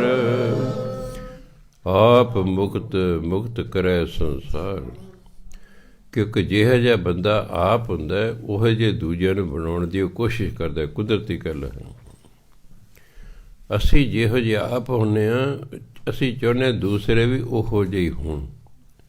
ਇਹ ਕੁਦਰਤੀ ਨੇਚਰ ਹੈ ਮਨੁੱਖ ਦੀ। ਜਿਹੜਾ ਸ਼ਰਾਬ ਪੀਂਦਾ ਉਹ ਕਹਿੰਦਾ ਦੂਜੇ ਵੀ ਸ਼ਰਾਬ ਪੀਣ, ਜਿਹੜਾ ਵੈਸ਼ਨੂੰ ਉਹ ਕਹਿੰਦਾ ਦੂਜੇ ਵੀ ਵੈਸ਼ਨੂੰ ਹੋਣ। ਇਹ ਕੁਦਰਤੀ ਸੁਭਾਅ ਹੈ। ਜਿਹੋ ਜਿਹਾ ਮਨੁੱਖ ਆਪ ਹੁੰਦਾ, ਚੰਗਾ ਜਿਹਾ ਬੰਦਾ, ਉਹ ਚਾਹੁੰਦਾ ਦੂਸਰੇ ਵੀ ਉਹੋ ਜਿਹੇ ਹੋਣ। ਤਾਂ ਹੀ ਕਹਿੰਦੇ ਚੋਰ ਚੋਰ ਮਸੇਰੇ ਭਾਈ, ਮਾਸੀ ਦੇ ਲੜਕੇ ਭਾਈ ਲੱਗੇ ਨੇ। ਚੋਰ ਚੋਰ ਮਸੇਰੇ ਭਾਈ, ਚੋਰ ਨੂੰ ਚੋਰ ਚੰਗਾ ਲੱਗਦਾ, ਡਾਕੂ ਨੂੰ ਡਾਕੂ ਚੰਗਾ ਲੱਗਦਾ, ਤਾਂ ਹੀ ਡਾਕੂ ਇਕੱਠੇ ਰਹਿੰਦੇ ਨੇ ਜੰਗਲਾਂ 'ਚ, ਡਾਕੂ ਇਕੱਠੇ ਰਹਿੰਦੇ ਨੇ। ਸਾਧੂ ਨੂੰ ਸਾਧੂ ਜੰਗਲਾਂ ਸਾਧੂ ਇਕੱਠੇ ਰਹਿੰਦੇ ਨੇ, ਇਕੱਠੇ ਰਹਿੰਦੇ। ਵਿਦਿਆਰਥੀ ਨੂੰ ਵਿਦਿਆਰਥੀ ਚੰਗਲਾ ਚਾਹੇ ਦੋ ਤਿੰਨ ਰਲ ਕੇ ਪੜ੍ਹਦੇ ਨੇ, ਇਕੱਠੇ ਹੋ ਕੇ ਪੜ੍ਹਦੇ ਨੇ, ਇਕੱਠੇ ਹੋ ਕੇ ਪੜ੍ਹਦੇ ਨੇ। ਸੋ ਜਿਹੋ ਜਿਹਾ ਮਨੁੱਖ ਆਪ ਹੁੰਦਾ ਹੈ, ਉਹ ਚਾਹੁੰਦਾ ਦੂਸਰੇ ਵੀ ਉਹੋ ਜਿਹੇ ਹੋਣ। ਪਰ ਇਹ ਜਿਹੜੀ ਕਸਵੱਟੀ ਹੈ ਠੀਕ ਨਹੀਂ ਹੈ ਕਿ ਦੂਜਾ ਵੀ ਮੇਰੇ ਵਰਗਾ ਹੋਵੇ। ਇਹ ਸੋਚ ਠੀਕ ਨਹੀਂ ਹੈ। ਮੈਂ ਗੁਰੂ ਵਰਗਾ ਹੋਵਾਂ ਅਤੇ ਦੂਜਾ ਵੀ ਗੁਰੂ ਵਰਗਾ ਹੋਵੇ, ਇਹ ਸੋਚ ਠੀਕ ਹੈ। ਦੂਜਾ ਮੇਰੇ ਵਰਗਾ ਹੋਵੇ, ਇਹ ਸੋਚ ਗਲਤ ਹੈ। ਇਹ ਸੋਚ ਠੀਕ ਨਹੀਂ ਹੈ। ਮੈਂ ਗੁਰੂ ਵਰਗਾ ਹੋਵਾਂ, ਦੂਜਾ ਵੀ ਗੁਰੂ ਵਰਗਾ ਹੋਵੇ, ਇਹ ਸਹੀ ਸੋਚ ਹੈ। ਆਪਣੇ ਆਪ ਨੂੰ ਗੁਰੂ ਵਰਗਾ ਬਣਾਉਣਾ ਹੈ। ਜਿਵੇਂ ਕਿ ਨਾਮ ਜਪੀ ਜਾਓ, ਵਾਹਿਗੁਰੂ ਵਾਹਿਗੁਰੂ ਵਾਹਿਗੁਰੂ ਕਰਦਿਆਂ ਤੁਸੀਂ ਵਾਹਿਗੁਰੂ ਦਾ ਰੂਪ ਹੋ ਜਾਓਗੇ। ਭਾਈ ਲਹਿਣਾ ਜੀ ਗੁਰੂ ਮਹਾਰਾਜ ਦੇ ਹੁਕਮ ਮੰਨਦੇ ਰਹੇ, ਗੁਰੂ ਨਾਨਕ ਦੇ, ਇੱਕ ਦਿਨ ਆਪ ਉਹਨਾਂ ਦੇ ਰੂਪ ਹੋ ਗਏ। ਇਸੇ ਤਰ੍ਹਾਂ ਹੀ ਅਸੀਂ ਗੁਰੂ ਦਾ ਰੂਪ ਹੋਣਾ ਹੈ। ਦੂਜੇ ਕੋਸ਼ਿਸ਼ ਕਰਨੀ ਪਏ ਤੁਸੀਂ ਗੁਰੂ ਵਰਗੇ ਹੋਵੋ। ਉਹਦੇ ਵਰਗੇ ਹੋਣ ਲਈ ਜ਼ਰੂਰੀ ਹੈ ਉਹਦਾ ਹੁਕਮ ਮੰਨਣਾ ਹੈ, ਤਾਂ ਹੀ ਸਾਡੇ ਜੋ ਗੁਣ ਪੈਦਾ ਹੋਣਗੇ ਨਾ। ਆਪਣੇ ਗੁਣ ਤਾਂ ਹੀ ਉਹ ਪੈਦਾ ਹੋਣਗੇ ਉਹਦਾ ਹੁਕਮ ਮੰਨੀ। ਜਿਹਦਾ ਹੁਕਮ ਮੰਨੀ ਜਾਵਾਂਗੇ ਉਹਦੇ ਵਰਗੇ ਅਸੀਂ ਹੁੰਦੇ ਜਾਵਾਂਗੇ ਸਮਾਂ ਪਾ ਕੇ। ਅਖੀਰਲੀ ਅਸ਼ਟਪਦੀ ਹੈ ਸ਼ਲੋਕ। ਪੂਰਾ ਪ੍ਰਭ ਅਰਾਧਿਆ ਪੂਰਾ ਜਾ ਕਾ ਨਾਉ, ਨਾਨਕ ਪੂਰਾ ਪਾਇਆ ਪੂਰੇ ਕੇ ਗੁਣ ਗਾਉ। ਕਹਿੰਦੇ ਮੈਂ ਪੂਰੇ ਪਰਮਾਤਮਾ ਦੀ ਅਰਾਧਨਾ ਕੀਤੀ। ਕਿਹਦੀ? ਪੂਰਾ ਜਾ ਕਾ ਨਾਮ, ਜਿਹਦਾ ਨਾਮ ਵੀ ਪੂਰਾ ਹੈ। ਪੂਰੇ ਦਾ ਪੂਰੇ ਕਾ ਕੀਆ ਸਭ ਕੁਛ ਪੂਰਾ। ਪਰਮਾਤਮਾ ਪੂਰਨ ਹੈ, ਉਹਦਾ ਨਾਮ ਵੀ ਪੂਰਨ ਹੈ। ਕਿ ਨਾਮ ਜਪ ਜਪ ਕੇ ਅਸੀਂ ਪੂਰਨ ਹੋਵਾਂਗੇ ਨਾ, ਅਸੀਂ ਤਾਂ ਅਧੂਰੇ ਹਾਂ। ਪਰਮਾਤਮਾ ਪੂਰਾ ਹੈ, ਉਹਦਾ ਨਾਮ ਵੀ ਪੂਰਾ ਹੈ। ਜਿਵੇਂ ਨਿਰਮਲ ਤੇ ਸਭ ਨਿਰਮਲ ਹੋਵੇ, ਪਰਮਾਤਮਾ ਨਿਰਮਲ ਹੈ, ਉਹ ਸਭ ਨੂੰ ਨਿਰਮਲ ਕਰ ਦਿੰਦਾ ਹੈ। ਉਹਦਾ ਨਾਮ ਵੀ ਨਿਰਮਲ ਹੈ, ਪਰ ਉਹਦਾ ਨਾਮ ਦੂਜੇ ਨੂੰ ਨਿਰਮਲ ਕਰਦਾ ਹੈ। ਪਰਮਾਤਮਾ ਪੂਰਾ ਹੈ, ਉਹਦਾ ਨਾਮ ਵੀ ਪੂਰਾ ਹੈ। ਨਾਮ ਜਪਣ ਵਾਲਾ ਵੀ ਇੱਕ ਦਿਨ ਪੂਰਾ ਹੋ ਜਾਂਦਾ ਹੈ। ਪੂਰਾ ਪ੍ਰਭ ਅਰਾਧਿਆ ਪੂਰਾ ਜਾ ਕਾ ਨਾਮ। ਜਿੰਨੇ ਵੀ ਪੂਰੇ ਪਰਮਾਤਮਾ ਦੀ ਅਰਾਧਨਾ ਕੀਤੀ, ਕਿਹੜੇ ਪੂਰੇ ਪਰਮਾਤਮਾ? ਜਿਹਦਾ ਪੂਰਾ ਨਾਮ ਹੈ। ਪੂਰੇ ਨਾਮ ਵਾਲੇ ਪੂਰੇ ਪਰਮਾਤਮਾ ਦੀ ਜਿਸ ਨੇ ਅਰਾਧਨਾ ਕੀਤੀ, ਨਾਨਕ ਪੂਰਾ ਪਾਇਆ, ਉਹਨੂੰ ਪੂਰੇ ਪਰਮਾਤਮਾ ਦੀ ਪ੍ਰਾਪਤੀ ਹੋ ਗਈ। ਪੂਰੇ ਕੇ ਗੁਣ ਗਾਓ, ਇਸ ਲਈ ਭਾਈ ਪੂਰੇ ਪਰਮਾਤਮਾ ਦੇ ਗੁਣ ਗਾਉਣੇ ਚਾਹੀਦੇ ਹਨ। ਅਸ਼ਟਪਦੀ। ਪੂਰੇ ਗੁਰ ਕਾ ਸੁਨ ਉਪਦੇਸ਼, ਪਾਰ ਬ੍ਰਹਮ ਨਿਕਟ ਕਰ ਪੇਖ। ਨਿਕਟ ਮੈਨੇ ਨੇੜੇ, ਪੇਖ ਹੁੰਦਾ ਵੇਖਣ। ਅਸਲ ਹੈ ਪੇਖੋ, ਤਾਂ ਹੀ ਖੱਖੇ ਨੂੰ ਲਾਇਆ ਵੀ ਦੇਖੋ, ਭਾਵੇਂ ਦੇਖੋ ਵੀ ਤਾਂ ਜੋ ਨਾ ਕੋਈ ਅਰਥ ਹੋਰ ਕੋਈ ਕਰ ਜਾਏ। ਖੱਖੇ ਨੂੰ ਔਂਕੜੇ ਇਸ ਲਈ ਲਾਇਆ ਹੋਇਆ, ਪਰ ਕਿਉਂਕਿ ਖੱਖੇ ਨੂੰ ਔਂਕੜੇ ਇਸ ਲਈ ਆਪਾਂ ਬੋਲਦੇ ਨਹੀਂ। ਹਾਹੇ ਹੁੰਦਾ ਫਿਰ ਤਾਂ ਬੋਲਦੇ ਨਹੀਂ। ਅਰਥ ਹੈ ਪੇਖੋ, ਜੇ ਦੇਖੋ ਵੀ ਪਰਮਾਤਮਾ ਨੂੰ ਨੇੜੇ ਕਰਕੇ ਦੇਖੋ, ਹੁਣ ਦੂਰ ਨਾ ਸਮਝੋ। ਪੂਰੇ ਗੁਰੂ ਦਾ ਉਪਦੇਸ਼ ਸੁਣੋ ਅਤੇ ਪਰਮਾਤਮਾ ਨੂੰ ਨੇੜੇ ਕਰਕੇ ਦੇਖੋ। ਹੁਣ ਦੂਰ ਨਹੀਂ ਸਮਝ, ਨੇੜੇ। ਸੋ ਆ ਜਿਹੜਾ ਉਪਦੇਸ਼ ਹੈ, ਆਪਾਂ ਬਾਣੀ ਜਿਹੜੀ ਹੈ ਪੂਰੇ ਗੁਰੂ ਦਾ ਉਪਦੇਸ਼ ਹੈ। ਆਪਾਂ ਇਸ ਬਾਣੀ ਪੜ੍ਹ ਸੁਣ ਰਹੇ ਹਾਂ।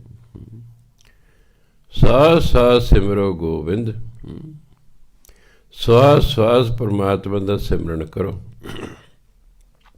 ਇੱਕ ਖਿਆਲ ਰੱਖਣਾ, ਗੁਰਬਾਣੀ 'ਚ ਕੁਝ ਅਸੰਭਵ ਨਹੀਂ ਲਿਖਿਆ ਹੋਇਆ।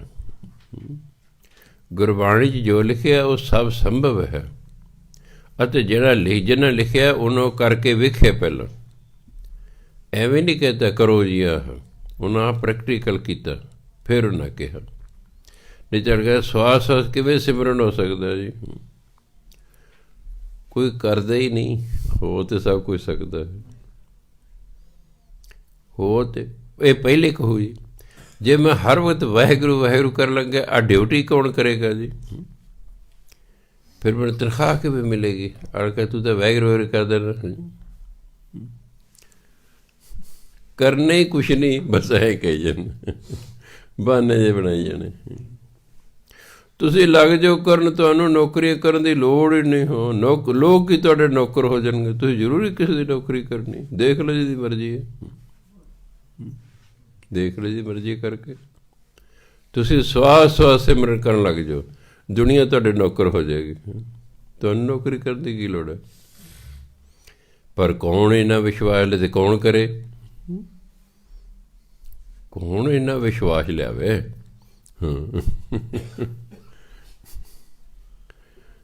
ਲੋਕ ਨੌਕਰ ਹੋ ਜਾਣਗੇ ਤੁਹਾਡੇ। ਸਵਾਸ ਸਵਾਸ ਸਿਮਰਨ ਕਰਕੇ ਦੇਖੋ ਕੁਝ ਸਾਲ, ਕੀ ਲੋੜ ਹੈ ਨੌਕਰੀਆਂ ਕਰਨ ਦੀ? ਪਰ ਸਾਨੂੰ ਗੁਰੂ ਮਹਾਰਾਜ ਕਹਿੰਦੇ ਨਹੀਂ, ਕਿਰਤ ਕਰੋ। ਕਿਰਤ ਕਰਦੇ ਕਦੇ ਨਾਮ ਜਪੀ ਜਾਓ, ਜਪੀ ਜਾਓ, ਜਿੰਨਾ ਵੱਧ ਤੋਂ ਜਾ। ਇੱਕ ਦਿਨ ਆਏਗਾ ਤੁਸੀਂ ਸਵਾਸ ਸਵਾਸ ਤੇ ਆ ਜਾਏ, ਤੁਹਾਨੂੰ ਕੋਈ ਕਿਰਤ ਕਰਨ ਦੀ ਲੋੜ ਹੀ ਨਹੀਂ ਰਹੇਗੀ। ਸਿਮਰਨੀ ਤੁਹਾਡੀ ਕਿਰਤ ਹੋ ਜਾਏਗੀ। ਤਾਂ ਕਹਿੰਦੇ ਸਾਹ ਸਾਹ ਸਿਮਰੋ ਗੋਬਿੰਦ। ਇਹ ਆਦਰਸ਼ ਹੈ ਸਾਡੇ ਸਾਹਮਣੇ, ਇੱਥੇ ਅਸੀਂ ਪਹੁੰਚਣੇ। ਹਾਲਾਂਕਿ ਕਹਿੰਦਾ ਵੀ ਜਿਵੇਂ ਮੈਂ 11ਵੀਂ ਦੇ ਉਦੋਂ 11ਵੀਂ ਨੂੰ ਪ੍ਰੈਪ ਕਿਹਾ ਕਰਦੇ ਸਨ, ਯੂਨੀਵਰਸਿਟੀ ਐਗਜ਼ਾਮ ਲੈਂਦੇ ਹੁੰਦੇ ਸੀ। ਸਾਡੇ ਸਮੇਂ ਮੈਟ੍ਰਿਕ ਦਾ ਐਗਜ਼ਾਮ ਵੀ ਯੂਨੀਵਰਸਿਟੀ ਲੈਂਦੀ ਹੁੰਦੀ ਸੀ, ਉਸ ਤੋਂ ਬਾਅਦ ਬੋਰਡ ਬਣੇ ਨੇ। 8ਵੀਂ ਤੱਕ ਦਾ ਬੋਰਡ, ਜਦੋਂ ਮੈਂ 8ਵੀਂ ਸੀ 8ਵੀਂ ਦਾ ਬੋਰਡ ਬਣ ਗਿਆ ਸੀ, ਪਰ 10ਵੀਂ ਦਾ ਬੋਰਡ ਨਹੀਂ ਸੀ ਬਣੇ। 10ਵੀਂ ਦਾ ਐਗਜ਼ਾਮ ਯੂਨੀਵਰਸਿਟੀ ਲੈਂਦੀ ਹੁੰਦੀ ਸੀ। ਤਾਂ ਮੈਂ ਜਿਹੜਾ MA ਟੀਚਰ ਸੀ ਉੱਥੇ, ਇੰਗਲਿਸ਼ ਦਾ ਲੈਕਚਰਰ ਜਿਹੜਾ ਸੀ, ਮੈਂ ਚਲ ਫਾਰਮ ਇਸ ਤੋਂ ਭਰਾ ਲੈਣਾ ਵੀ ਗਲਤ ਨਾ ਹੋਵੇ। ਮੈਨੂੰ ਕਹਿੰਦਾ ਵੀ ਕਿੰਨਾ ਪੜ੍ਹਨ ਦੀ ਹੈਗੀ ਇੱਛਾ? ਮੈਂ ਘੱਟ ਤੋਂ ਘੱਟ MA ਤਾਂ ਕਰਾਂਗਾ। ਕਹਿੰਦਾ 6 ਸਾਲ ਲੱਗਣਗੇ। ਮੈਂ ਉਹ ਤਾਂ ਮੈਨੂੰ ਵੀ ਪਤਾ 6 ਜਮਾਤਾਂ 6 ਸਾਲ 'ਚ ਹੀ ਹੋਣਗੇ। ਮੈਂ ਉਹ ਤਾਂ ਮੈਨੂੰ ਵੀ ਪਤਾ। ਮੈਂ ਕੋਈ ਗੱਲ ਹੈ? ਮੈਂ ਤੁਹਾਨੂੰ ਕਿੰਨੇ ਸਾਲ ਲੱਗੇ? ਕਹਿੰਦਾ ਮੈਨੂੰ 7 ਸਾਲ ਲੱਗੇ। ਇੱਕ ਵਾਰ ਫੇਲ ਹੋ ਗਿਆ। ਮੈਂ ਦੇਖੋ ਜੀ, ਮੈਂ ਤੁਹਾਨੂੰ ਦਾਅਵੇ ਨਾਲ ਕਹਿਣਾ ਮੈਂ 6 ਸਾਲਾਂ 'ਚ MA ਕਰ ਜਾਵਾਂਗਾ, ਮੈਨੂੰ 7 ਨਹੀਂ ਲੱਗਣਗੇ। ਕਹਿੰਦਾ ਬੜਾ ਕੌਨਫੀਡੈਂਸ ਹੈ? ਹਾਂ ਮੈਂ ਮੈਨੂੰ ਹੈ। ਅਤੇ ਮੈਂ 6 ਸਾਲਾਂ 'ਚ ਹੀ ਕਰ ਗਿਆ। ਤਾਂ ਉਹਨੇ ਕਿਹਾ ਬੜੇ ਸਾਲ ਲੱਗਣਗੇ। ਬਹੁਤ ਮੈਨੂੰ ਪਤਾ ਵਿੱਚ 6 ਜਮਾਤਾਂ ਮੈਂ ਕਰਨੀ 6 ਸਾਲ ਦੇ ਲੱਗਣਗੇ। 2 ਜਮਾਤਾਂ ਕਰਨ ਦਾ ਸਾਡੇ ਦੇਸ਼ ਹੁਕਮ ਹੀ ਨਹੀਂ ਸਰਕਾਰ ਦਾ। ਬਾਹਰਲੇ ਦੇਸ਼ਾਂ 'ਚ ਹੈ, ਅਮਰੀਕਾ 'ਚ ਹੈ। ਸਿਲੇਬਸ ਤੁਹਾਨੂੰ ਦਿੱਤਾ, ਤੁਸੀਂ 3 ਮਹੀਨੇ ਤਿਆਰ ਕਰ ਲਿਆ, ਪੇਪਰ ਦੇ ਦਿਓ, ਅਗਲੀ ਜਮਾਤ ਚਲੇ ਜਾਓ। 6 ਮਹੀਨੇ ਤੁਸੀਂ ਤਿਆਰੀ ਕਰ ਲਈ ਹੈ, ਉਹ ਪੇਪਰ ਦੇ ਦਿਓ, ਉਦੋਂ ਅਗਲੀ ਜਮਾਤ ਚਲੇ ਜਾਓ। ਉੱਥੇ ਪ੍ਰੋਵੀਜ਼ਨ ਹੈ। ਘੇਰੀ ਤੁਸੀਂ ਸਾਲ ਲੱਗੇ ਧੱਕੇ ਖਾਈ ਜਾਓ ਜੀ। ਹੁਣ ਤੁਸੀਂ ਇੰਟੈਲੀਜੈਂਟ ਹੋ, ਸਿਲੇਬਸ ਤੁਸੀਂ 6 ਮਹੀਨੇ ਤਿਆਰ ਕਰ ਲਿਆ, ਤੁਸੀਂ ਲਿਖ ਕੇ ਦੇ ਦਿਓ ਜੀ ਮੈਂ ਤਾਂ ਚਲੋ ਇਮਤਿਹਾਨ ਦੇ ਤੁਹਾਡੇ ਲੈ ਲੈਣਗੇ, ਅਗਲੀ ਜਮਾਤ 'ਚ ਕਰ ਦੇਣਗੇ। ਪਰ ਇੱਥੇ ਰਿਵਾਜ਼ ਨਹੀਂ ਹੈਗਾ। ਨਹੀਂ ਤਾਂ ਕਈ ਬੱਚੇ 2-2 ਜਮਾਤਾਂ ਵੀ ਕਰ ਜਾਏ, ਬੜੇ ਬੜੇ ਹੁਸ਼ਿਆਰ ਬੱਚੇ ਹੁੰਦੇ ਨੇ। ਸਾਡੇ ਕੋਈ ਐਸੇ ਬੱਚੇ ਟੀਚਰ ਨਹੀਂ ਸੀ ਪੜ੍ਹਾਉਣ ਜਾਂਦੇ ਹੁੰਦੇ। ਕਦੇ ਹਿਸਾਬ ਟੀਚਰ BA B.Ed ਹੈ, ਬੱਚਾ ਮੈਟ੍ਰਿਕ ਹੈ। ਦੇਖੋ ਉਹਦਾ ਉਹਨਾਂ ਨੂੰ ਪੜ੍ਹਾਉਣ ਦਾ ਨਾ ਕਹਿੰਦਾ ਯਾਰ ਇਹਨੂੰ ਤਾਂ ਮੇਰੇ ਤੋਂ ਵੱਧ ਹਿਸਾਬ ਆਉਂਦਾ 10ਵੀਂ ਦੇ ਜਵਾਕ ਨੂੰ। ਉਹ ਇੰਡੀਆ 'ਚ ਪੰਜਾਬ 'ਚ 15ਵੇਂ ਨੰਬਰ 'ਤੇ ਲੜਕਾ ਆਇਆ ਸੀ ਮੈਰਿਟ 'ਚ। ਹਾਂ ਇੰਨੇ ਇੰਟੈਲੀਜੈਂਟ ਬੱਚੇ। ਉਹ 2-2 ਜਮਾਤਾਂ ਵੀ ਕਰ ਸਕਦੇ, ਪਰ ਸਾਡੇ ਦੇਸ਼ 'ਚ ਪ੍ਰੋਵੀਜ਼ਨ ਇਹ ਚੱਲੀ ਹੈ। ਅਮਰੀਕਾ ਤਾਂ ਬਹੁਤ ਦੇਰ ਤੋਂ ਹੈ।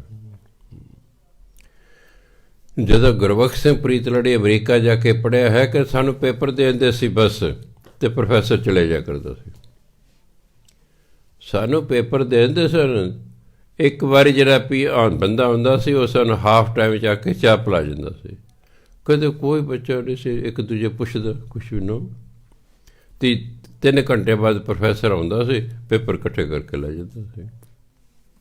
ਕਦੇ ਮੈਂ ਕਿਸੇ ਬੱਚੇ ਨੂੰ ਕੋਈ ਨਕਲ ਮਾਰਦੇ ਜਾਂ ਇੱਕ ਦੂਜੇ ਦਾ ਪੁੱਛਦੇ ਦੇਖੇ ਹੀ ਨਹੀਂ ਹੈਗਾ। ਇਹ ਜੇ ਮੰਨ ਲਓ ਪੇਪਰ ਸੋਮਵਾਰ ਨੂੰ ਹੈ ਅਤੇ ਸ਼ਨੀਚਰਵਾਰ ਨੂੰ ਤੁਹਾਨੂੰ ਪੇਪਰ ਦੇ ਦੇਣਾ ਕਿ ਸੋਮਵਾਰ ਨੂੰ ਇਹ ਪੇਪਰ ਹੈ। ਕਿਸੇ ਦੀ ਜ਼ਰੂਰਤ ਹੀ ਨਹੀਂ ਸੀ ਪੈਂਦੀ ਵੀ ਉਹਨੂੰ ਖੋਲ੍ਹ ਕੇ ਅਤੇ ਵੇਖ ਲੈ ਵੀ ਕੀ ਹੈ, ਆਹ ਨਕਲਾਂ ਮਾਰ ਤਿਆਰੀ ਕਰ ਲਓ ਨਾ। ਉਸ ਤਰ੍ਹਾਂ ਹੀ ਬੰਦ ਹੁੰਦਾ ਇਹੋ ਜਿਹੇ। ਐਵੇਂ ਨਹੀਂ ਉਹ ਮੁਲਕ ਤਰੱਕੀਆਂ ਕਰਦੇ ਹੁੰਦੇ। ਇੱਥੇ ਦੇ ਉਹਨੇ ਜਵਾਕ ਨਹੀਂ ਸੈਂਟਰ 'ਚ ਜਿਹਨੇ ਬਾਹਰ ਦੇ ਰਿਸ਼ਤੇਦਾਰ ਖੜ੍ਹੇ ਹੁੰਦੇ ਨੇ। ਸਾਨੂੰ ਬਾਹਰ ਵੀ ਪੁਲਿਸ ਲਾਉਣੀ ਪੈਂਦੀ ਹੈ, ਸਾਨੂੰ ਅੰਦਰ ਪੇਪਰ ਨਹੀਂ ਕਰਾਉਣ ਦਿੰਦੇ। ਇੰਨਾ ਹੱਲਾ ਗੁੱਲਾ ਕਰਦੇ ਨੇ, ਹਾਂਜੀ ਸੁੱਟੀ ਜਾਂਦੇ ਨੇ ਕਾਗਜ਼। ਸਕੂਲ ਦੇ ਆਲੇ ਦੁਆਲੇ ਪੁਲਿਸ ਖੜ੍ਹੀ ਕਰਨੀ ਪੈਂਦੀ, ਮੈਨੂੰ ਭਜਾਓ ਜੀ ਇਹਨਾਂ ਨੂੰ। ਚਲੋ ਖੈਰ ਸਮੇਂ ਸਮੇਂ ਦੀ ਬਾਤ ਹੈ। ਹੁਣ ਉੱਥੇ ਪਰ ਨਕਲ ਵੱਜਦੀ ਕਿ ਨਹੀਂ ਵੱਜਦੀ ਮੈਂ ਕਦੇ ਕਿਸੇ ਨੂੰ ਪੁੱਛਿਆ ਨਹੀਂ ਹੈਗਾ। ਹੁਣ ਮੈਂ ਪੁੱਛਾਂਗਾ ਫੋਰਨ ਕੰਟਰੀ ਵਾਲੇ ਜਿਹੜੇ ਮੈਨੂੰ ਆਉਂਦੇ ਜਿਹਨੇ ਕਿ ਉੱਥੇ ਕੀ ਹਾਲ ਹੈ ਬਈ ਇਮਤਿਹਾਨਾਂ ਦਾ। ਹਾਂਜੀ ਸਾਡੇ ਵਾਲੇ ਜਾ ਕੇ ਭਾਵੇਂ ਕੋਈ ਸ਼ੁਰੂ ਕਰਤਾ ਹੋਵੇ, ਕਿਉਂਕਿ ਇਹਨਾਂ ਦੇ ਜੜ੍ਹਾਂ 'ਚ ਬੈਠੀ ਹੋਈ ਗੱਲ। ਸੋ ਗੁਰੂ ਮਹਾਰਾਜ ਕਹਿੰਦੇ ਸਾਹ ਸਾਹ ਸਿਮਰੋ ਗੋਬਿੰਦ। ਫਿਰ ਕੀ ਹੋਏਗਾ ਹੈ ਨਾ? ਆਪੇ ਪ੍ਰਸ਼ਨ ਕਰ ਲਿਆ ਕਰੋ। ਅਗਲੀ ਲਾਈਨ 'ਚ ਉੱਤਰ ਦਿੱਤਾ ਹੁੰਦਾ ਦਾ। ਜੇ ਤੁਸੀਂ ਕਹਿ ਅੱਛਾ ਸਕੂਲੇ ਜਾਣ ਤੋਂ ਪਹਿਲਾਂ ਨਾ ਗੁਰਦੁਆਰੇ ਮੱਥਾ ਟੇਕ ਕੇ ਜਾਇਆ ਕਰ। ਉਹ ਕਹੇਗਾ ਮੰਮਾ ਜਾਂ ਡੈਡੀ ਕੀ ਮਿਲੂਗਾ? ਕੀ ਮਿਲੇਗਾ? ਹਰ ਬੰਦਾ ਚਾਹੁੰਦਾ ਹੈ ਕਿ ਉਹ ਜੋ ਕੁਛ ਕਰੇ ਉਹਦੇ ਬਦਲੇ ਉਹਨੂੰ ਕੁਛ ਮਿਲੇ। ਉਹ ਕਰ ਹੀ ਤਾਂ ਰਿਹਾ ਜੇ ਉਮੀਦੇ ਦੇ ਬਦਲੇ ਮੈਨੂੰ ਆਹ ਮਿਲੂਗਾ। ਭਾਈ ਮਿਹਨਤ ਕਰਿਆ ਕਰੋ। ਇਹ ਕਦ ਲਈ ਕਰਨੀ ਹੈ ਜੀ? ਤੁਹਾਨੂੰ ਦੱਸਣਾ ਪਏਗਾ ਵੀ ਤੁਸੀਂ ਪਾਸ ਹੋਏ। ਜੇ ਪਾਸ ਹੋ ਗਿਆ ਫਿਰ ਕੀ ਹੋ ਜਾਏਗਾ ਜੀ? ਤਾਂ ਅਗਲੀ ਜਮਾਤ 'ਚ ਹੋ ਜਾਏਗਾ। ਜੇ ਮੈਂ ਪੜ੍ਹ ਜਾਏਗਾ ਫਿਰ ਕੀ ਹੋ ਜਾਏਗਾ? ਤੇਰੇ ਕਾਕਾ ਨੌਕਰੀ ਮਿਲ ਜਾਏਗੀ ਕੋਈ। ਸਾਨੂੰ ਜਵਾਬ ਤਾਂ ਦੇਣੇ ਪੈਣੇ ਨਾ। ਇਸ ਲਈ ਗੁਰੂ ਮਹਾਰਾਜ ਨੂੰ ਪਤਾ ਸੀ ਵੀ ਸਿੱਖ ਨੇ ਇਹ ਕਹਿਣੇ। ਮੈਂ ਉਹਨੂੰ ਕਹਿਣਾ ਸਵਾਸ ਦਾ ਸਿਮਰਨ ਕਰ। ਉਹ ਕੀ ਮਿਲੇਗਾ ਜੀ? ਉਹ ਕਹਿੰਦੇ ਮਨ ਅੰਤਰ ਕੀ ਉਤਰੈ ਚਿੰਦ। ਜਿਹੜੇ ਤੇਰੇ ਮਨ 'ਚ ਚਿੰਤਾ ਹੈ ਨਾ ਉਹ ਖਤਮ ਹੋ ਜਾਏਗੀ। ਜਿਹੜੀ ਤੈਨੂੰ ਚਿੰਤਾ ਲੱਗੀ ਹੋਈ ਹੈ, ਚਿੰਦ ਮੈਨੇ ਚਿੰਤਾ, ਉਹ ਤੇਰੀ ਚਿੰਤਾ ਖਤਮ ਹੋ ਜਾਏਗੀ। ਤੁਸੀਂ ਕੋਈ ਸਿਮਰਨ ਕਰਨਾ, ਚਿੰਤਾ ਖਤਮ ਹੋ ਜਾਏਗੀ।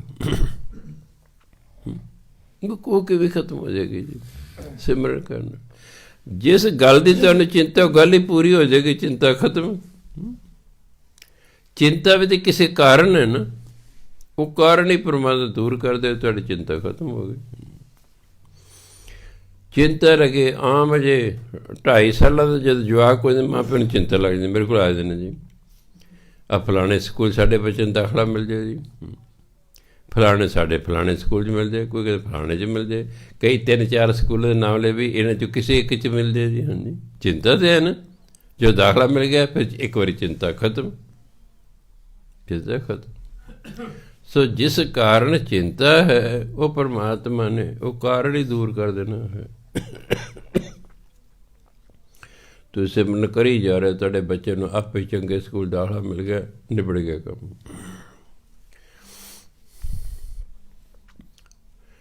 ਆਸ ਅਨਿਤ ਤਿਆਗੋ ਤਰੰਗ। ਅਨਿਤ ਹੁੰਦਾ ਨਾਸ਼ਵਾਨ। ਨਾਸ਼ਵਾਨ ਚੀਜ਼ਾਂ ਦੇ ਜਿਹਨੇ ਨਾ ਆਸਾਂ ਉਹ ਛੱਡੋ। ਉਹ ਤਾਂ ਨਾਸ਼ਵਾਨ ਤਾਂ ਸਦਾ ਰਹਿਣੀ ਨਹੀਂ ਹੈਗੀ। ਕਿਉਂਕਿ ਜਦੋਂ ਕੋਈ ਇੱਛਾ ਪੈਦਾ ਹੁੰਦੀ ਸਾਡੇ ਅੰਦਰ, ਉਹਦੀ ਤਰੰਗ ਲਹਿਰ ਪੈਦਾ ਹੁੰਦੀ ਹੈ। ਜਿਹੜੀ ਅਨਿਤ ਨੇ ਨਾਸ਼ਵਾਨ ਚੀਜ਼ਾਂ ਕਾਰਨ ਜੋ ਆਸ ਹੈ ਉਹ ਕਹਿੰਦੇ ਛੱਡੋ। ਕੀ ਕਰੋ ਫਿਰ? ਸੰਤ ਜਨਾ ਕੀ ਧੂਰ ਮਨ ਮੰਗੋ। ਮਨ 'ਚ ਇਹ ਮੰਗੋ ਮੈਨੂੰ ਹੈ ਪਰਮਾਤਮਾ ਸਾਧੂ ਦੀ ਚਰਨ ਧੂੜ ਬਖਸ਼। ਉਹਦੀ ਚਰਨ ਧੂੜ ਬਖਸ਼, ਉਹ ਮੰਗੋ ਕਹਿੰਦੇ ਜੋ ਮੰਗਣ ਵਾਲੀ ਹੈ। ਆਪ ਛੋੜ ਬੇਨਤੀ ਕਰੋ, ਸਾਧ ਸੰਗ ਅਗਨ ਸਾਗਰ ਤਰੋ। ਹਉਮੈ ਛੱਡ ਕੇ ਪਰਮਾਤਮਾ ਅੱਗੇ ਸਾਧੂ ਅੱਗੇ ਬੇਨਤੀ ਕਰੋ। ਸਾਧ ਸੰਗ, ਜਦੋਂ ਸਾਧੂ ਦੀ ਸੰਗਤ ਮਿਲ ਗਈ, ਉਹਨਾਂ ਦੇ ਚਰਨ ਧੂੜ ਪ੍ਰਾਪਤ ਹੋ ਗਏ। ਅਗਨ ਸਾਗਰ ਤਰੋ, ਇਹ ਅਗਨੀ ਦਾ ਸਮੁੰਦਰ, ਇਹ ਵਿਸ਼ੇ ਵਿਕਾਰਾਂ ਦਾ ਸਮੁੰਦਰ, ਇਹ ਤ੍ਰਿਸ਼ਨਾਵਾਂ ਦਾ ਸਮੁੰਦਰ, ਇਸ ਤੋਂ ਤੁਸੀਂ ਤਰ ਜਾਵੋਗੇ, ਪਾਰ ਉਤਰ ਜਾਓਗੇ। ਗੁਰੂ ਦੀ ਸੰਗਤ ਕਹਿੰਦੇ ਕਰੋ। ਹਰ ਧਨ ਕੇ ਪਰ ਲੇਹੋ ਭੰਡਾਰ। ਕਹਿੰਦੇ ਗੁਰੂ ਦੀ ਸੰਗਤ ਕਰਕੇ ਨਾਮ ਧਨ ਦੇ ਭੰਡਾਰ ਇਕੱਠੇ ਕਰ ਲਓ, ਖਜ਼ਾਨੇ ਇਕੱਠੇ ਕਰ। ਕਿ ਜਦੋਂ ਅਸੀਂ ਨਾਮ ਜਪੀ ਜਾਵਾਂਗੇ, ਜਪੀ ਜਾਵਾਂਗੇ, ਜਪੀ ਜਾਵਾਂਗੇ, ਸਾਡੇ ਕੋਲ ਨਾਮ ਧਨ ਇਕੱਠਾ ਹੋ ਜਾਏਗਾ। ਨਾਮ ਧਨ 'ਚ ਇੰਨੀ ਤਾਕਤ ਹੈ ਕਿ ਤੁਹਾਡੇ ਸਾਰੇ ਕਾਰਜ ਵੀ ਰਾਸਤ ਕਰ ਦੇਗਾ ਔਰ ਤੁਹਾਨੂੰ ਅਮੀਰ ਵੀ ਕਰ ਦੇਗਾ। ਨਾਮ ਧਨ ਦੇ ਵਿੱਚ ਨਾ ਸੰਸਾਰਕ ਧਨ ਵੀ ਛਪਿਆ ਹੋਇਆ ਹੈ। ਜਿਹਦੇ ਕੋਲ ਨਾਮ ਧਨ ਹੁੰਦਾ ਉਹਦੇ ਕੋਲ ਸੰਸਾਰਕ ਧਨ ਆਪਣੇ ਆਪ ਹੀ ਆ ਜਾਂਦਾ ਹੈ। ਉਹਨੂੰ ਸੰਸਾਰਕ ਧਨ ਲਈ ਭੱਜ ਨੱਠ ਕਰਨ ਦੀ ਲੋੜ ਨਹੀਂ ਪੈਂਦੀ। ਨਾਮ ਧਨ ਉਹਦੇ ਕੋਲ। ਨਾਨਕ ਗੁਰ ਪੂਰੇ ਨਮਸਕਾਰ। ਅਤੇ ਜਿਸ ਗੁਰੂ ਦੀ ਕਿਰਪਾ ਨਾਲ ਤੁਹਾਨੂੰ ਸਭ ਕੁਝ ਪ੍ਰਾਪਤ ਹੋਣਾ, ਉਸ ਪੂਰੇ ਗੁਰੂ ਨੂੰ ਨਮਸਕਾਰ ਕਰੋ। ਨਮਸਕਾਰ ਕਰਦੇ ਰਹਿਣਾ ਚਾਹੀਦਾ। ਅੱਗੇ ਕਹਿੰਦੇ ਖੇਮ ਕੁਸ਼ਲ ਸਹਿਜ ਆਨੰਦ, ਸਾਧ ਸੰਗ ਭਜ ਪਰਮਾਨੰਦ। ਹੁਣ ਭਜ ਜੇ ਰੋਕ ਲਿਖਿਆ ਭਜੋ, ਭਜਨ ਕਰੋ। ਪਰਮਾਨੰਦ ਪਾ ਪਰਮਾਤਮਾ, ਪਰਮ ਆਨੰਦ, ਉਸ ਤੋਂ ਉੱਪਰ ਕੋਈ ਆਨੰਦ ਨਹੀਂ ਹੈ। ਪਰਮਾਤਮਾ ਪਰਮ ਆਨੰਦ ਹੈ। ਉਹਦੇ ਸਾਧੂਆਂ ਦੀ ਜਿਹੜੇ ਹੈ ਸੰਗਤ ਕਰਕੇ ਉਸ ਪਰਮਾਤਮਾ ਦਾ ਨਾਮ ਜਪੋ। ਫਿਰ ਕੀ ਮਿਲੇਗਾ? ਖੇਮ। ਗੁਰੂ ਨੇ ਕਿਹਾ ਅਬਨਾਸ਼ੀ ਖੇਮ ਚਾਹੇ ਜੇ ਨਾਨਕ, ਸਦਾ ਸਿਮਰ ਨਾਰਾਇਣ। ਖੇਮ ਮੈਨੇ ਖੁਸ਼ੀ, ਸਦਾ ਰਹਿਣ ਵਾਲੀ ਖੁਸ਼ੀ, ਅਬਨਾਸ਼ੀ ਖੇਮ। ਖੇਮ ਮਿਲੇਗੀ, ਖੁਸ਼ੀ ਮਿਲੇਗੀ। ਕੁਸ਼ਲ ਸੁਖ ਸਾਂਦ ਮਿਲੇਗੀ, ਸਹਿਜ ਅਵਸਥਾ ਪ੍ਰਾਪਤ ਹੋਏਗੀ, ਆਨੰਦ ਦੀ ਅਵਸਥਾ ਪ੍ਰਾਪਤ ਹੋਏਗੀ। ਕਰਨਾ ਕੀ ਹੈ? ਗੁਰੂ ਦੀ ਸੰਗਤ 'ਚ ਆ ਕੇ ਪਰਮਾਤਮਾ ਦਾ ਨਾਮ ਜਪਣਾ। ਗੁਰੂ ਦੀ ਸੰਗਤ ਕਰਨੀ ਹੈ, ਪਰਮਾਤਮਾ ਦਾ ਨਾਮ ਜਪਣਾ। ਨਰਕ ਨਿਵਾਰ ਉਧਾਰੋ ਜੀਓ, ਗੁਣ ਗੋਬਿੰਦ ਅੰਮ੍ਰਿਤ ਰਸ ਪੀਓ। ਪਰਮਾਤਮਾ ਦੇ ਗੁਣਾਂ ਰੂਪੀ ਨਾਮ ਅੰਮ੍ਰਿਤ ਪੀਓ, ਕਿਉਂਕਿ ਨਾਮ ਅੰਮ੍ਰਿਤ ਦੇ ਨਾਲ ਤੁਹਾਡੇ ਅੰਦਰ ਵੀ ਗੁਣ ਪੈਦਾ ਹੋ ਜਾਣ, ਜਿਹੜੇ ਪਰਮਾਤਮਾ ਵਿੱਚ ਗੁਣ ਨੇ। ਗੁਣ ਗੋਬਿੰਦ, ਪਰਮਾਤਮਾ ਦੇ ਗੁਣ ਗਾਓ, ਇਹ ਨਾਮ ਰਸ ਪੀਓ। ਅੰਮ੍ਰਿਤ ਨਾਮ ਨੂੰ ਕਹਿੰਦੇ ਨੇ। ਅੰਮ੍ਰਿਤ ਏਕੋ ਨਾਮ ਹੈ, ਸਤਿਗੁਰ ਦੀਆ ਬੁਝਾਏ ਜੀ। ਪਰਮਾਤਮਾ ਦਾ ਨਾਮ ਹੀ ਅੰਮ੍ਰਿਤ ਹੈ, ਪਰਮਾਤਮਾ ਦਾ ਨਾਮ ਹੀ ਅਮਰ ਕਰਨ ਵਾਲਾ ਹੈ। ਇਸ ਨਾਮ ਰਸ ਨੂੰ ਕਹਿੰਦੇ ਪੀਓ। ਫਿਰ ਕੀ ਹੋਏਗਾ? ਨਰਕ ਨਿਵਾਰ ਉਧਾਰੋ ਜੀਓ। ਨਿਵਾਰ ਹੁੰਦਾ ਦੂਰ ਕਰਕੇ, ਨਰਕਾਂ ਦਾ ਡਰ ਤੁਹਾਡਾ ਖਤਮ ਹੋ ਜਾਏਗਾ। ਇਸ ਤਰ੍ਹਾਂ ਆਪਣੀ ਜਿੰਦ ਦਾ ਪਾਰ ਉਤਾਰਾ ਕਰ ਲਓ, ਭਲਾ ਕਰ ਲਓ। ਚਿੱਤ ਚਿਤਵੋ ਨਾਰਾਇਣ ਏਕ। ਚਿੱਤ ਦੇ ਵਿੱਚ ਪਰਮਾਤਮਾ ਦਾ ਨਾਮ ਜਪਦੇ ਰਹੋ, ਉਹਨੂੰ ਯਾਦ ਕਰਦੇ। ਚਿਤਵੋ ਯਾਦ ਕਰਨਾ ਹੁੰਦਾ। ਉਹ ਤਾਂ ਹੋ ਗਿਆ। ਪਰਮਾਤਮਾ ਜੋ ਇੱਕ ਹੈ, ਉਸ ਇੱਕ ਪਰਮਾਤਮਾ ਦਾ ਚਿੱਤ 'ਚ ਸਿਮਰਨ ਕਰਦੇ ਰਹੋ, ਉਹਨੂੰ ਯਾਦ ਕਰਦੇ ਰਹੋ। ਏਕ ਰੂਪ ਜਾ ਕੇ ਰੰਗ ਅਨੇਕ। ਉਂਝ ਤੇ ਪਰਮਾਤਮਾ ਦਾ ਇੱਕ ਰੂਪ ਹੈ, ਪਰ ਉਹ ਆਪਣੇ ਅਨੇਕਾਂ ਰੂਪ ਕਰ ਸਕਦਾ ਹੈ, ਇਸ ਲਈ ਇੱਕ ਹੀ ਉਹਦੇ ਰੰਗ ਹਨ। ਗੋਪਾਲ ਦਮੋਦਰ ਦੀਨ ਦਿਆਲ। ਪਰਮਾਤਮਾ 'ਚ ਦਮੋਦਰ ਪਰਮਾਤਮਾ ਨੂੰ ਕਹਿੰਦੇ ਨੇ। ਪਰਮਾਤਮਾ ਗੋਪਾਲ ਹੈ। ਗੋ ਹੁੰਦੀ ਸ੍ਰਿਸ਼ਟੀ, ਧਰਤੀ, ਸ੍ਰਿਸ਼ਟੀ ਨੂੰ ਪਾਲਣ ਵਾਲਾ ਹੈ। ਦੀਨ ਦਿਆਲ, ਦੀਨਾਂ ਪਾ ਨਿਮਾਣਿਆਂ ਨਿਤਾਣਿਆਂ 'ਤੇ ਦਇਆ ਕਰਨ ਵਾਲਾ ਹੈ। ਦੁੱਖ ਭੰਜਨ ਪੂਰਨ ਕਿਰਪਾਲ। ਪਰਮਾਤਮਾ ਪੂਰੀ ਤਰ੍ਹਾਂ ਕਿਰਪਾਲੂ ਹੈ, ਉਹ ਦੁੱਖਾਂ ਦਾ ਨਾਸ਼ ਕਰ ਦਿੰਦਾ। ਦੁੱਖ ਭੰਜਨ, ਦੁੱਖਾਂ ਦਾ ਨਾਸ਼ ਕਰ ਦਿੰਦਾ ਹੈ। ਇਸ ਲਈ ਕਹਿੰਦੇ ਸਿਮਰ ਸਿਮਰ ਨਾਮ ਬਾਰੰਬਾਰ, ਨਾਨਕ ਜੀ ਕਾ ਇਹ ਆਧਾਰ। ਕਹਿੰਦੇ ਵਾਰੀ ਵਾਰੀ, ਬਾਰੰਬਾਰ। ਇਹਨੂੰ ਬਾਰ ਰੰਗ ਗੱਗਾ ਨਹੀਂ ਬੋਲਣਾ, ਹਿੰਦੀ ਦਾ ਸ਼ਬਦ ਹੈ ਬਾਰੰਬਾਰ, ਅਗੇਨ ਐਂਡ ਅਗੇਨ। ਬੱਬੇ ਨੂੰ ਕੰਨਾ ਰਾਰਾ ਮੰਮਾ ਬੋਲਣਾ। ਬਾਰੰਬਾਰ, ਵਾਰੀ ਵਾਰੀ, ਵਾਰੀ ਵਾਰੀ ਪਰਮਾਤਮਾ ਦੇ ਨਾਮ ਦਾ ਸਿਮਰਨ ਕਰੋ। ਨਾਨਕ ਜੀ ਕਾ ਇਹ ਆਧਾਰ। ਇਹ ਸਾਡੀ ਜਿੰਦ ਦਾ ਆਧਾਰ ਹੈ, ਸਾਡਾ ਓਟ ਆਸਰਾ ਹੈ ਇਹ ਪਰਮਾਤਮਾ ਦਾ ਨਾਮ। ਸਿਮਰ ਸਿਮਰ ਨਾਮ ਬਾਰੰਬਾਰ, ਨਾਨਕ ਜੀ ਕਾ ਇਹ ਆਧਾਰ। ਸਿਮਰ ਸਿਮਰ ਨਾਮ ਬਾਰੰਬਾਰ, ਨਾਨਕ ਜੀ ਕਾ ਇਹ ਆਧਾਰ। ਸਿਮਰ ਨਾਮ ਬਾਰ, ਨਾਨਕ ਜੀ ਕਾ ਇਹ ਆਧਾਰ। ਸਿਮਰ ਸਿਮਰ ਬਾਰੰਬਾਰ, ਨਾਨਕ ਜੀ ਕਾ ਇਹ ਆਧਾਰ। ਇਸ ਲਈ ਭਾਈ ਜਿੰਨਾ ਵੀ ਸਮਾਂ ਮਿਲੇ ਸਿਮਰਨ ਕਰਨਾ। ਠੀਕ ਹੈ, ਆਪਾਂ ਪਰਿਵਾਰ ਵਾਲੇ ਹਾਂ, ਬਾਲ ਬੱਚੇ ਵੀ ਪਾਲਣੇ ਨੇ, ਹੁਣ ਸਾਰੇ ਉਹਨਾਂ ਦੀ ਲੋੜਾਂ ਵੀ ਪੂਰੀਆਂ ਕਰਨੀਆਂ ਨੇ। ਉਸ ਤੋਂ ਬਾਅਦ ਜਿੰਨਾ ਵੀ ਸਮਾਂ ਮਿਲੇ, ਬਜਾਏ ਕਿ ਵਿਅਰਥ ਦੀਆਂ ਗੱਲਾਂ ਕਰਕੇ ਉਹਨੂੰ ਵਿਅਰਥ ਨਹੀਂ ਕਰਨਾ। ਸਮਾਂ ਬੜਾ ਕੀਮਤੀ ਹੁੰਦਾ ਹੈ, ਇਸ ਲਈ ਉਸ ਸਮੇਂ ਦਾ ਸਦਉਪਯੋਗ ਕਰਨਾ, ਸ਼ੁਭ ਕਰਮ ਕਰਨੇ ਨੇ ਅਤੇ ਨਾਮ ਜਪਣਾ।